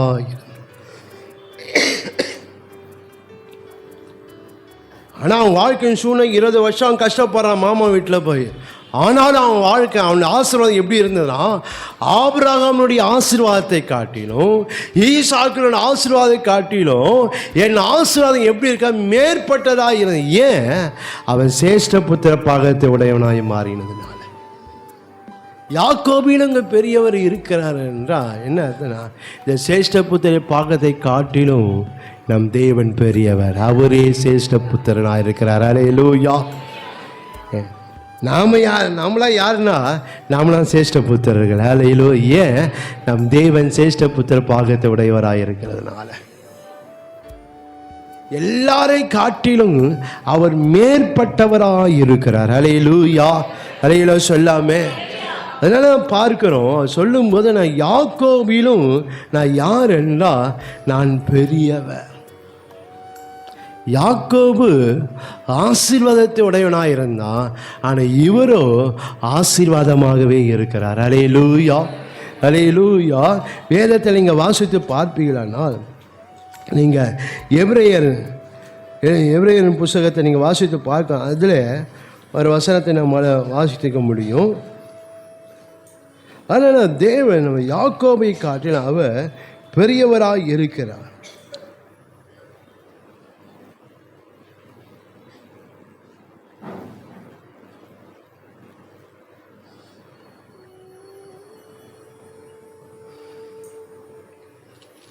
தேவன் நம்ம அவர் ஆசீர்வதிங்க பார்க்கிறோம். நீங்கள் எபிரேயர் 3ஆம் அதிகாரம் 6ஆம் வசனத்தில் பார்க்கிறோம், கிறிஸ்துவோ அவருடைய வீட்டுக்கு மேற்பட்டவரான குமாரனாக உண்மையுள்ளவராக இருக்கிறார். அல்லேலூயா. இவன் சொல்கிறான், அவனுடைய தகப்பனுடைய ஆசை எப்படின்னா, என் பிதாக்குள்ள ஆசை மேற்பட்டதாக இருக்குது. ஆனால் இங்கே ஆசீர்வாதத்தை தான் சொல்கிறான். ஆனால் இங்கே என்னென்னா, கிறிஸ்துவோ மேற்பட்டவராக இருக்கிறார். அல்லேலூயா. அவருடைய வீட்டு எங்கும் எல்லாரையும் காட்டிலும் அவர் மேற்பட்டவராக இருந்தனால்தான் அங்கே பார்க்குறோம். அவர் பார்க்கும்போது இங்கே நாம் பார்க்குறோம், எபிரேயர் 7ஆம் அதிகாரத்தில் இங்கே வாசித்து பார்ப்பீர்களானால், அவர் மெல்கிதேசிக்கு முறையின்படி அவர் ஆசாரியாய், பிரதான ஆசாரியாய் மாறினார். அந்த யூதா கோத்திரத்துக்கு என்ன இல்லை? ஆசாரியத்துவம் இல்லை. ஆனால் இவர் யூதா கோத்திரத்தில் வந்த ஆண்டவராக இயேசு பிரதான ஆசிரியர். ஏன்? அவர் தம்முடைய வீட்டில் தம்முடைய பிதாவினத்திலே அவர் எல்லாரையும் காட்டி மேற்பட்டவராக இருந்தார். அல்லேலூயா. அல்லேலூயா. அதெல்லாம் அவர் சொல்கிறாரு, நான் யாக்கோபினும் நான் பெரியவர். அல்லேலூயா. அல்லேலூயா. பாருங்க, மெல்கிதேசின் முறையின்படி அவர் பிரதான ஆசாரியாக இருந்து அவர் நம்மை ஆசீர்வதிக்கிற தேவனாக இருக்கிறார். அல்லேலூயா. நீங்கள் 17ஆம் அந்த எபிரேயர் 7ஆம் அதிகாரம் 17ஆம் வசனம் பார்க்கிறோம், நீர் மெல்கிதேசின் முறையின்படி என்றென்றைக்கும் ஆசாரியாக இருக்கிறீர் என்று சொல்லிய சாட்சிக்கத்தக்கதாக அழியாத ஜீவனுக்குரிய வல்லமையின்படியே ஆசாரியரானார் என்று சொல்லப்படும். எல்லா ஆசாரியம் பழைய ஏற்பாட்டில் பார்க்க எல்லா ஆசாரியருக்கு அழிவு இருக்குது, மரணம் இருக்குது. ஆனால் இவர் ஒருவருக்கு தான் மரணமே இல்லை. அல்லேலூயா. எப்படி அவர் மேற்பட்டவராக இருக்கிறார்? அதான் நம் அவர் பெரியவர். அல்லேலூயா. அல்லேலூயா. இந்த மேற்பட்டவர், இந்த யாக்கோபிலும் அவர் மேற்பட்டவராக இருக்கிறார். இந்த யாக்கோபிலும் மேற்பட்டவராக இருக்கு. இங்கே பார்க்க இந்த யாக்கோபின் வாழ்க்கையை பார்க்கும்போது அவருடைய ஆசீர்வாதம் ஒரு மனுஷனை விசேஷத்துவம் உள்ளதாய் மாற்றுகிறது. அல்லேலூயா. இந்த யோசேப்பை எல்லாரும் இப்போ சகோதரி பார்க்கணும். இந்த யோசேப்பின் வாழ்க்கை சிறந்ததாய், சிறப்பாய், விசேஷமாய் மாறுது என்னவென்றா அந்த மேற்பட்ட ஆசீர்வாதம். அல்லேலூயா. அது போல தான் நம்முடைய வாழ்க்கையை நம் மேற்பட்டவராக இருக்க, எல்லாருக்கும் மேற்பட்டவராக இருக்கிற நம் ஆண்டவராக இயேசு அவர் நம்முடைய வாழ்க்கையை சிறப்பாய், சிறந்ததாய், அவன் வாழ்க்கை விசேஷத்தம் உள்ளதாய் அவர் ஆசீர்வதிக்க வல்லவராக இருக்கிறார். அல்லேலூயா. அல்லேலூயா. வேதம் சொல்லுகிற ரோமர் 8ஆம் அதிகாரம் நம்ம எவ்வளவு மேற்பட்டவராக இருக்கிறார் பாருங்க. ஏன்? அவர் கர்த்தர் பெரியவர். அவர் ரோமர் 8ஆம் அதிகாரம் 34ஆம் வசனத்தை பார்க்குறோம். ஆக்கினிக்குள்ளாக தீர்க்கிறோம் யார்? கிறிஸ்துவை மரித்தவர், அவரை எழுந்தும் இருக்கிறார், அவரே தேவனுடைய வலது பாரசத்தில் இருக்கிறவர் நமக்காக வேண்டுதல் செய்கிறவரும் அவரே. எங்க இருக்கிறாராம்?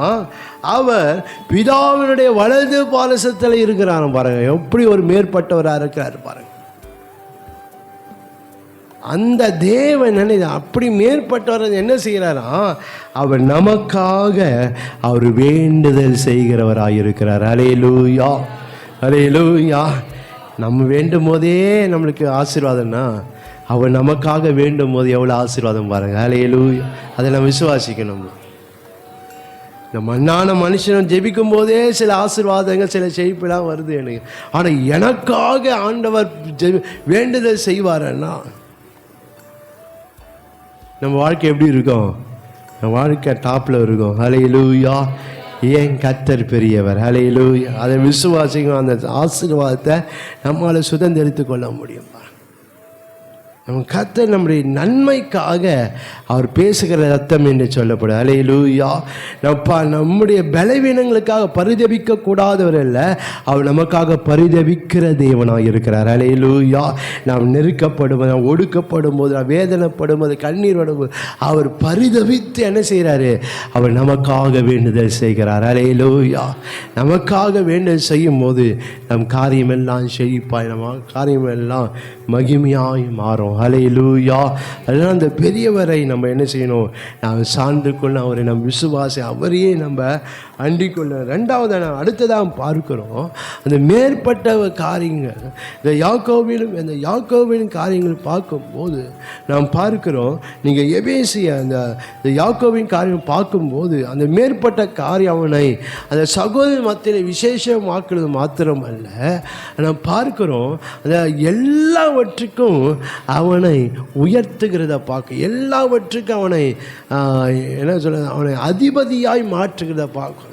யோசேப்பை பார்க்கும்போது அவன் எல்லா காரியத்திலும் அவன் வாழ்க்கையில் எல்லாவற்றுக்கும் அவன் மேலாய் இருக்கிறத பார்க்கும். அந்த குறிப்பாக அந்த எகிப்து தேசத்தில் பார்க்குறோம், அவன் எல்லா ஜனங்களுக்கு மேலாய் இருந்தான். அல்லேலூயா, அல்லேலூயா. அவன் வாழ்க்கை அது போல இருந்தது பார்க்கும். அது போல தான் இங்கே பார்க்க, யாக்கோபிலும் பெரியவர் இங்கே இருக்கிறான்னு என்ன அர்த்தம்? கர்த்தர் நம்ம எல்லாரை காட்டிலும் அவர் மேலே நம்மை வைக்கிறவர். அல்லேலூயா, அல்லேலூயா. நீங்கள் எபேசியர் 1ஆம் அதிகாரம் 23ஆம் வசனம் பாருங்க. அவர் எப்படி மேற்பட்டவராக இருக்கிறார் பாருங்களேன். எபேசியர் 1ஆம் அதிகாரம் 21ஆம் வசனம் பார்க்கிறோம். அவர் உன்னதங்களில் தம்முடைய வலது பாரசத்தில் உட்காரும்படி செய்து எல்லாவற்றையும் அவருடைய பாதங்களுக்கு கீழ்ப்படுத்தி எல்லாவற்றாலும் நிரப்புகிறவருடைய நிறைவாகிய சரீரமான சபைக்கு அவரை எல்லாவற்றுக்கும் மேலான தலையாய் தந்தருளினார். அல்லேலூயா. எல்லாவற்றுக்கும் அவர் தான் தலைவர். அல்லேலூயா. பாருங்க, தேவன் அப்படிப்பட்ட மேற்பட்டவராய். அதெல்லாம் நான் சொல்கிறேன், நான் யாக்கோபின் என்ன, நான் பெரிய ஒரு மேற்பட்டவர் ஆசீர்வாதம். ஒரு தேசத்தில், ஒரு சந்ததியில் ஒரு மனுஷனை பெரியவன் ஆக்குமென்றால், ஒரு மனுஷனை தலைவனை ஆக்குமென்றால், எல்லாவற்றுக்கும் மேற்பட்டவராக இருக்கிற ஆண்டவர் நம்மை எல்லாவற்றுக்கும் மேலாக கர்த்தர் நம்மை உயர்த்த வல்லவராக இருக்கிறார். அல்லேலூயா, அல்லேலூயா. எல்லா சூழ்நிலையும், எல்லா காரியத்திலும் கர்த்தர் நம்மை தலை என்ற அந்த அதிகாரத்தில், அந்த அந்தஸ்தில் கர்த்தர் நம்ம வைக்கிறது. நம்ம எந்த சூழ்நிலை இருந்தாலும் நம்ம அந்த பெரியவரை நம்புவோமானால் அவர் நம்ம எல்லாவற்றுக்கும் மேலாக கர்த்தர் நம்மை வைப்பார். அல்லேலூயா. அதாவது கர்த்தரை நம்புகிறனோ உயர்ந்த அடைக்கலத்தில் வைக்கப்படுவான், உயர்ந்த அடைக்கலத்தில் வைக்கப்படுவான். அதான் நம்ம அந்த பெரியவர் நம்ம என்ன செய்யணும்? நம்ம சார்ந்து கொள்ளணும். அவரையே நம்ம நம்பி இருக்கும்போது நிச்சயமாக கர்த்தர் நம்ம எல்லாருக்கும் ஆண்டவர் நம்மை உயர்த்தி நம்மை வைக்கிற தேவனாக இருக்கிறாரு. 91ஆம் சங்கீதம் 14ஆம் வசனத்தில் பார்க்கிறோம், என் நாமத்தை அவன் அறிந்திருக்கிறபடினால அவனை உயர்ந்த அடைக்கலத்தை வைப்பேன். தேவன் அப்படிப்பட்டவர். ஏன்? எல்லாவற்றுக்கும் அவர் மேற்பட்டவராக இருக்கிறார். ஹல்லேலூயா. அவர் எப்படி இருக்கிறாரோ அல்லது அவர் எங்கே இருக்கிறாரோ அவர் எந்த ஸ்தானத்தில் இருக்கிறாரோ அந்த நிலையிலே கர்த்தர் நம்மை வைப்பார். ஹல்லேலூயா. அதனால தான் வேதம் சொல்லும்போது சொல்ல, நான் உயர்த்தப்படும் போது எல்லாரும் எண்ணத்தில் சேர்த்துக்கொள். அவர் எப்படிப்பட்ட உயரத்தில் இருக்கிறாரோ அங்கே நம்ம சேர்த்துக்கொள்வார். ஹல்லேலூயா. அப்போனா எவ்வளோ உயரம் பா நம்ம வாழ்க்கையில். அவன் அந்த பெரியவரை நம்பும் போது நிச்சயமாய் நம்முடைய வாழ்க்கையில் பெரிய காரியங்களை கர்த்தர் செய்து நம்மை அவர் ஆசீர்வதிக்கிற தேவன்.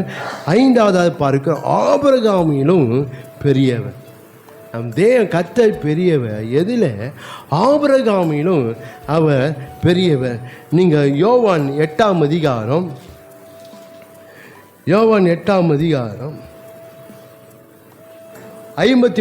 வசனத்தில் பார்க்கிறோம், எங்கள் பிதாவாகிய ஆபிரகாமிலும் நீ பெரியவனோ, அவர் மரித்தார், தீர்க்கதரிசிகள் மரித்தார்கள், உன்னை நீ எப்படிப்பட்டவனாக்குகிறாய் என்றார்கள்.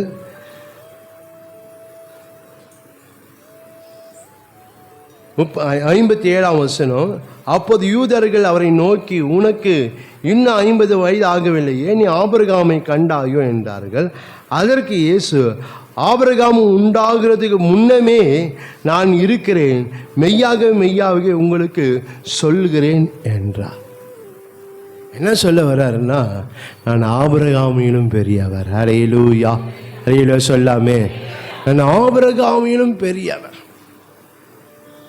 அதனால் தேவன் நம்ம விசுவாசிக்கும் நிச்சயமாய் அந்த நன்மை, அந்த ஆசீர்வாதத்தை நம்மால் பெற்றுக்கொள்ள முடியும். அதில் நம் தேவன் யார் என்றால், அவர் ஆபிரகாமிலும் அவர் பெரிய தேவனாக இருக்கிறார். ஹல்லேலூயா. ஹல்லேலூயா. சத்தமாக சொல்லாமே, ஹல்லேலூயா. அவன் அந்த ஆபிரகாம் யாரு சொல்லுங்க? அந்த ஆபிரகாம் யாரு?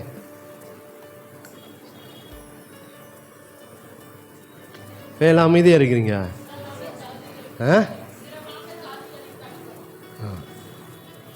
ஆபிரகாம் யார் என்றால், அவன் ஒரு தகப்பன். ஹல்லேலூயா.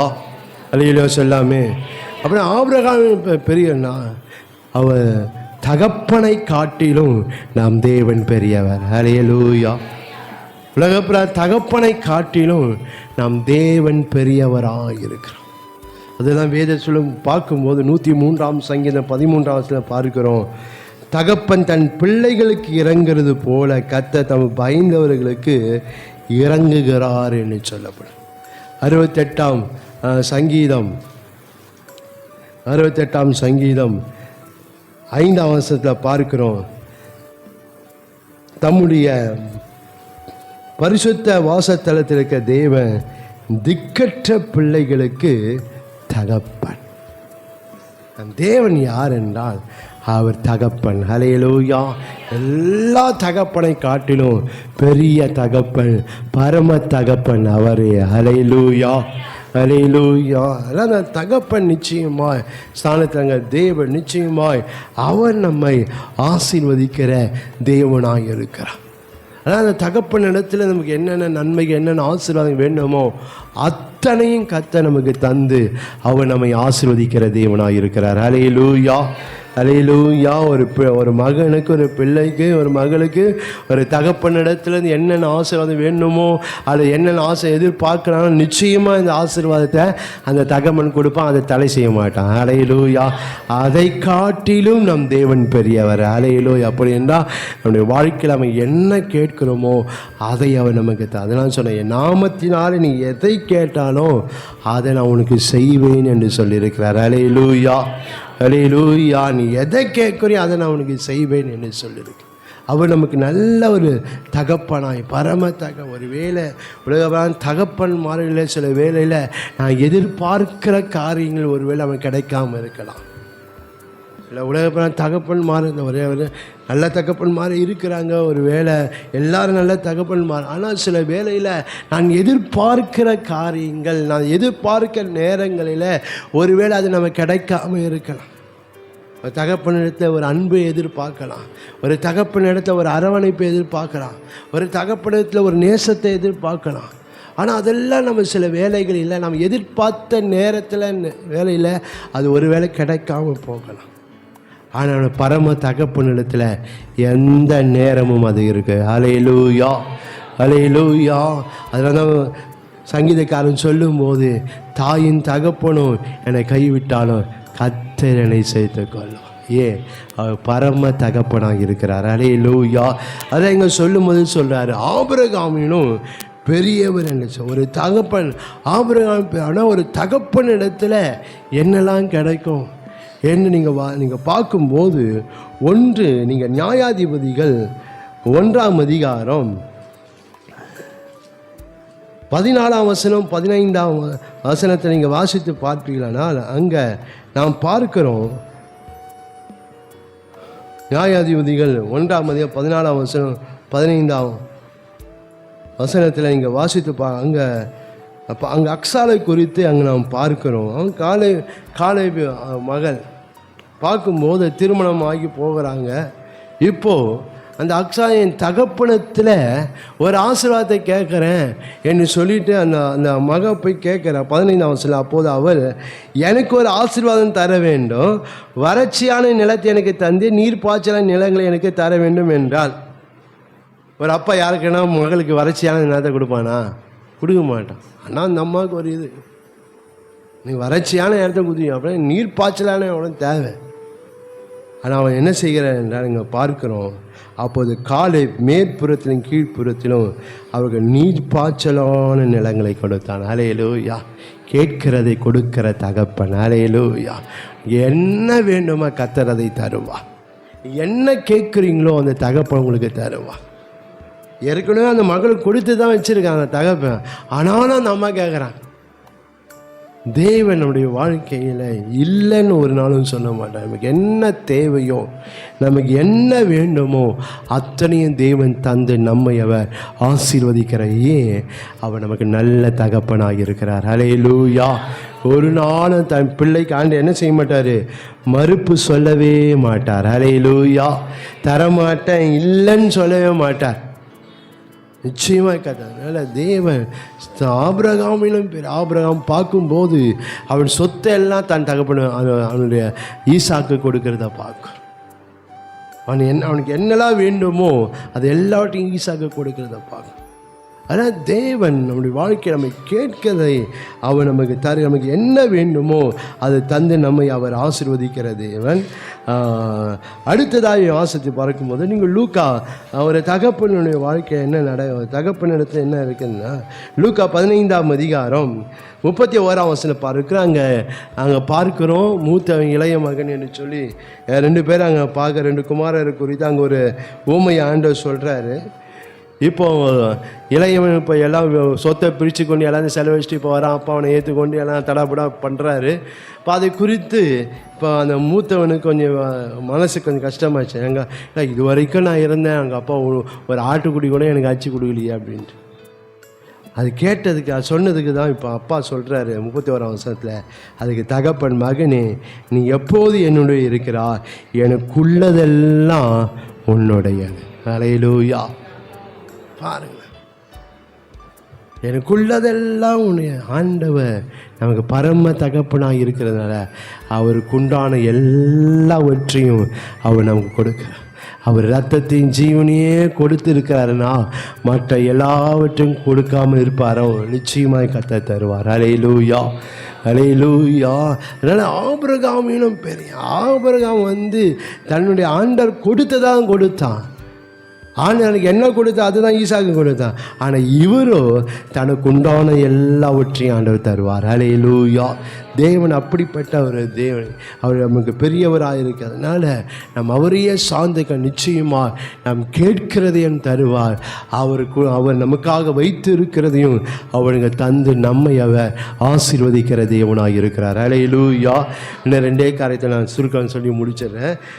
மனுஷனிலும் பெரியவர் கர்த்தர் பெரிய யாருன்னா எந்த நிலை மனுஷனும் அவர் பெரியவராக இருக்கிறார். யோபு 33ஆம் அதிகாரம், யோபு 33ஆம் அதிகாரம், நான் 5 நிமிஷத்தை முடிச்சிடுறேன்.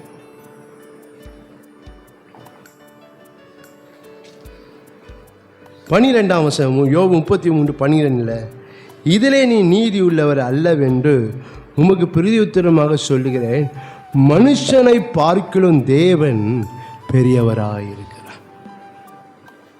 கர்த்தர் பெரியவர். எதுல? மனுஷனை பார்க்கிலும் கர்த்தர் பெரியவர். அல்லேலூயா. அதில் தான் வேதம் இக்கட்டில் மனுஷனுடைய உதவி விருதா. பிரபுக்களை நம்புவதை பார்க்கிலும் தேவன் மேல் பட்டதாக இருப்பது நானும். மனுஷனை பார்க்கிலும் கர்த்தர் பெரியவராக இருக்கிறார். அல்லேலூயா, அல்லேலூயா. எபிரேயர் 6ஆம் அதிகாரம். நம்ம ஆண்ட யார? மனுஷனை காட்டிலும் அவர் பெரியவராக இருக்கிறார். எபிரேயர் 6ஆம் அதிகாரம் 13ஆம் வசனம் பார்க்கிறோம். ஆபிரகாமுக்கு தேவன் வாக்கு தத்தம் பண்ணின போது ஆணையிடும்படி தம்மிலும் பெரியவர் ஒருவரும் இல்லாதபடினாலே தமது பேரில் தானே ஆணையிட்டு. தேவன் எல்லா மனுஷரை காட்டிலும் அவர் பெரியவராக இருக்கிறார். அல்லேலூயா, அல்லேலூயா. அதனால் அவரே நம்ம சார்ந்து கொள்ளும் போது நிச்சயமாய் கர்த்தர் நமக்கு அநேக நன்மைகள், ஆசீர்வாதங்களை தந்து நம்மை அவர் ஆசீர்வதிக்கிற தேவன். மனுஷனை காட்டிலும் பெரிய மனுஷன் யாரு சொல்லுங்களேன். அமைதியாக இருக்கிறீங்க. மனுஷன் யாரு? சரி, அதெல்லாம் ஓகே. மனுஷன் யார் என்றால் மாறி போகிறவன். இன்னைக்கு சொல்லிட்டு நாளைக்கு மாறிடுவான். அவன் தான் மனுஷன். மனுஷனா அதான் அடையாளம். அங்கே இன்னைக்கு சொல்லிட்டா நாளைக்கு மாறிட்டாங்கன்னா வேதனை போகிறது நம்ம அர்த்தமே இல்லை. மனுஷனா அப்படி தான் இருப்பான். அதான் இன்னைக்கு ஒன்று சொல்லுவான், நாளைக்கு ஒன்று பேசுவான், நான் இன்னொரு நாளைக்கு இன்னொன்று சொல்லுவான். அதுதான் மனுஷன். ஆனால் மனுஷனை காட்டிலும் கர்த்தர் பெரியவர். ஏன் எப்படி என்றால் என்னாக 23ஆம் அதிகாரம் 19ஆம் வசனம் பார்க்கிறோம். பொய் சொல்ல தேவன் ஒரு மனிதனும் அல்ல, மனம் மாற அவர் மனு புத்திரனும் அல்ல. அல்லேலூயா, அல்லேலூயா. ஆண்டவர் என்ன செய்ய மாட்டார்? ஆண்டவனுக்கு பொய் சொல்லுகிறவர் அல்லவே அல்ல. அவர் மனம் மாறுகிறவரும் அல்ல. அவர் ஒரு நாள் நமக்கு சில வேளை நம்ம கூட நம்ம என்ன செய்வோம்? விளையாட்டுக்கு போய் சொல்லுவோம் பாருங்க. விளையாட்டுக்கு போய் சொல்லுவோம்ல, அப்படி கூட ஆண்டவர் சொல்ல மாட்டார். அல்லேலூயா, அல்லேலூயா. சத்தமே வரமாட்டேங்குது. அவர் சும்மா கேட்டிங்கன்னா ஆனால் என்ன செய்ய மாட்டார்? சொல்ல மாட்டேன். சொன்னா சும்மா சொன்னேன் நான் அப்படின்னு சொல்லுவோம்ல நம்ம. அப்படி கூட ஆண்டவர் சொல்ல மாட்டார். 89ஆம் சங்கீதத்தில் சொல்கிறார் ஆண்டவர், தாவீதுக்கு நான் பொய் சொல்லேன். ஒரு நாள் கர்த்தர் பொய் சொல்ல மாட்டார். சொன்னார்னா அது அப்படியே செய்வார். அல்லேலூயா. அந்த வார்த்தையில் ஒன்று கூட கர்த்தர் மாறவே மாட்டார். அவர் சொல்ல ஆகும், அவர் கட்டளையிட நீக்கும். அல்லேலூயா. வாயிலிருந்து வந்துச்சுன்னா அது நிச்சயமாக அது நடக்கும். அல்லேலூயா. அது நடக்காமல் இருக்கவே இருக்காது. ஏனென்றால் மனுஷனை காட்டிலும் அவர் பெரியவர். அல்லேலூயா. மாத்திரமல்ல, மனம் மாறார். மனப்புத்திரன் மனம் மாறவே மாட்டார். ஒரு நாளை கத்தனவன். சில வேளை நம்ம சில தவறுகள்லாம் வரும்பா, சில வேளை கத்தருக்கு பிரியம் இல்லாத ஒரு அது ஆண்டவன் ஒன்றும் மாற மாட்டார். ஆண்டவன் நான் உனக்கு இதெல்லாம் சொன்னேன், அதனால நீ இப்படிலாம் நடக்கிற, இதெல்லாம் உனக்கு செய்ய மாட்டான் அப்படின்னு சொல்ல மாட்டார். நம்மை சுத்திகரித்து, நம்மை உணர்த்தி, நம்மை சிச்சித்து, நம்ம சுத்திகரித்து, நம்ம பரிசுத்தப்படுத்தி அந்த காரியத்தை அவர் நிறைவேற்றுவார். அல்லேலூயா. ஒரு நாள் அவர் மனம் மாறுகிறது அவர் இடத்துல இல்லவே இருக்காது. அதனால் நாம் அவரையே நாம் சார்ந்து நிச்சயமாக கர்த்தர் மனுஷனை காட்டிலும் பெரியவராக இருந்து தாம் சொன்ன எல்லாவற்றையும் கர்த்தர் செய்து மனம் மாறாமல் இருந்து அது எல்லாவற்றையும் கர்த்தர் நிறைவேற்ற அந்த வசனத்தில் பார்க்குறோம். ஏன்னா 23:19 கடைசியில் அவர் சொல்லியும் செய்யாது இருப்பாரோ, அவர் வசனத்தும் நிறைவேற்றாது இருப்பார். எவ்வளவு வேணும் பொய்யுரையாத தேவன் என்று வேதம் சொல்லுகிறது. அல்லேலூயா. கடைசியாக நாம் பார்க்கிறோம், சாத்தானிலும் பெரியவர். அவர் யார் என்றால் சாத்தானிலும் பெரியவர். 1 யோவான் 4:4 உலகத்தில் இருக்கிறவனை காட்டிலும் உங்களுக்குள் இருக்கிறவர் பெரிய. உலகத்தில் இருக்கிற சாத்தானை பிசாசை காட்டிலும் உங்களுக்கு இருக்கிற பெரியவர்.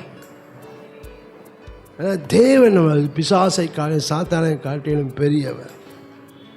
பிசாசை என்ன செய்கிறார் என்றால் அவன் நம்ம என்ன செய்யறான்னா 1 பேதுரு 5ஆம் அதிகாரம் 8ஆம் வசனம் பாருங்க. அவன் நம்ம விழுங்க பார்க்கறான், அவன் நம்மை விட வைக்க பார்க்கறான்.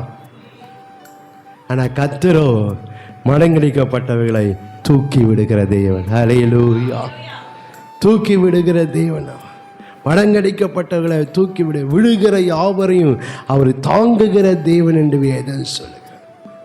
அதனால் அவர் யார் என்ன, அவர் சாத்தானை காட்டிலும் அவர் பெரியவராக. அதனால் நம்ம ஆண்டவரையே நம்ம சார்ந்திருக்கோம். சாத்தான் நம்மை அடிமைப்படுத்துகிறவன், சாத்தான் நம்ம வாழ்க்கையில் இருக்க எல்லாவற்றையும் திருடுகிறவன், நம்மை அவன் கொல்லுகிறவன். ஆனால் நம் தேவனோ அவர் நம்மை உயிர்ப்பிக்கிறவராக இருக்கிறார். ஹல்லேலூயா, ஹல்லேலூயா. அவர் வாழ்க்கையை நம்ம உயிர்ப்பிக்கிறவர். அவர் நமக்கு அவர் விடுதலை தருகிறார். நம்ம சுயாதீனம் உள்ளவர்களாய் கர்த்தர் நம்மை மாற்றுகிற தேவனாக இருக்கிறார். ஹல்லேலூயா. அந்த சுயாதீனம் உள்ளவர்களாக இருந்து கர்த்தர் நமக்காக வைத்திருக்கிற அந்த சுயாதீனம் உள்ளவர்கள் வைத்திருக்க அந்த நித்திய ஜீவனை, அந்த நித்திய ராஜ்யத்தை அவர் நமக்கு சுதந்திரிக்கும்படி செய்கிறவர். ஹல்லேலூயா. அதெல்லாம் நம்ம சுதந்திரிக்க முடியாது கூடாத பிசாசை சுற்றி அவன் நம்ம விழுங்கலான்னு சுற்றி திரிந்து கொண்டு இருக்கிறான். ஆனால் அவனிலும் பெரியவராய் இருக்கிற தேவன் அவர் நமக்கு ஜீவன் கொடுக்கவும் நித்திய ஜீவனையும் பெற்றுக்கொள்ளவும் நித்திய ராஜ்யத்திலே நாம் சுதந்திரிக்கும் பண்ணும்படியாய் அவர் அவனை காட்டிலும் பெரியவராக இருக்கிறார். ஹல்லேலூயா, ஹல்லேலூயா. அதில் நம் கர்த்தர் அவர் பெரியவராக இருக்கிறார். அந்த பெரியவரை நாம் சார்ந்து கொள்ளும் போது, அந்த பெரியவரை நாம் விசுவாசிக்கும், அந்த பெரியவரை நாம் தேடும் போது, அந்த பெரியவருக்கு நம்ம வாழ்க்கையை அர்ப்பணிக்கும் போது, அந்த பெரியவருக்கு முழுமையாக நாம் ஒப்பு கொடுத்து நாம் அவருக்காகவே வாழும் அந்த பெரியவரோடு நம்ம ஐக்கியமாக இருந்து நல்ல உறவாக இருந்து நம்ம வாழ்க்கை இருக்கும்போது அந்த பெரியவர் நம்ம வாழ்க்கை எப்படிலாம் ஆசீர்வதிக்க வேண்டுமோ அவர் எல்லாவற்றையும் நம்மை ஆசீர்வதிப்பார். ஹல்லேலூயா, ஹல்லேலூயா. ஏனென்றால் அவர் தேவாலயத்திலும் பெரியவர், அவர் யோனாவிலும் பெரியவர், சாலமோனிலும் பெரியவர், யாக்கோபிலும் பெரியவர், ஆபிரகாமிலும் பெரியவர், மனுஷனிலும் பெரியவர், சாத்தானிலும் பெரியவர். ஹல்லேலூயா. கண்களை முடிச்சோம் அல்ல. ஸ்தோத்திரம் ஆண்டவரே, நன்றியோடு ஸ்தோத்தரிக்கிறோம். கர்த்தர் பெரியவர் என்று சொல்லி ஆண்டவர் நாளை எங்களோடு எங்கள் தேவனின் பெரியவர். ஹல்லேலூயா. எல்லாரும் சொல்லாமே, என் தேவனாகிய கர்த்தராகிய நீர் பெரியவர், என் தேவனாகிய கர்த்தராகிய நீர் பெரியவர், என் தேவனாகிய கர்த்தராகிய நீர் பெரியவர். ஹல்லேலூயா. ஒருவேளை சொல்லாமா, நீங்க தேவாலயத்திலும் பெரியவர், நீ யோனாவிலும் பெரியவர், சாலமோனிலும் பெரியவர், யாக்கோபிலும் பெரியவர், ஆபிரகாமிலும் பெரியவர், மனுஷனிலும் பெரியவர், சாத்தானிலும் பெரியவர். ரபா ஷாலா துரபா கபா ஓரியாந்தரா துரபா ஷபாலா கரா தே அந்தரா கபாலா துரபா ஷபா. நம் தேவன் பெரியவர், நம் ஆண்டவராய் இயேசு கிறிஸ்து பெரியவர். வானத்திலும் பூமியிலும் பூமி கீழே எல்லாரை காட்டிலும் ரீபாலா துரபா ஷபா அவர் பெரியவர், அவர் பெரியவர், அவர் பெரியவர். ரபா சந்தராலா துரமா கராதியா. ஆண்டவரே, நீங்க தாமே ஆசீர்வதித்த ஆண்டவரே, பெரியவரிடத்திலிருந்து எங்களுக்கு என்னென்ன ஆசீர்வாதம் வர வேண்டும் எல்லாவற்றையும் தந்த ஆண்டவரே கர்த்தர் தொடர்ந்து எங்களை நடத்துங்க. இந்த பார்க்கிற கேட்குற ஒவ்வொருவரோடு கூட கர்த்தர் ஆண்டவரை பேசியிருக்கிறீர். அப்படியாக கர்த்தர் ஆண்டவரே, நீதாமே ஒவ்வொருவரையும் ஒவ்வொருடைய வாழ்க்கையிலும் ஒவ்வொருடைய குடும்பத்திலும் ஒவ்வொரு வீட்டிலும் நீரே பெரியவராக இருந்த ஆண்டவரே பெரிய காரியங்களை கர்த்தர் செய்த ஆண்டவரே வழி நடத்தவே நாங்கள் ஜெபிக்கிறோம். கூட இருந்து பெரிய காரியங்கள் செய்த ஆசிரியர் இயேசு கிறிஸ்துவின் நாமத்தில் ஜெபிக்கிறோம் பிதாவே. ஆமென், ஆமென். கர்த்தர் உங்களை ஆசீர்வதிப்பார், உங்களோடு இருப்பாராக.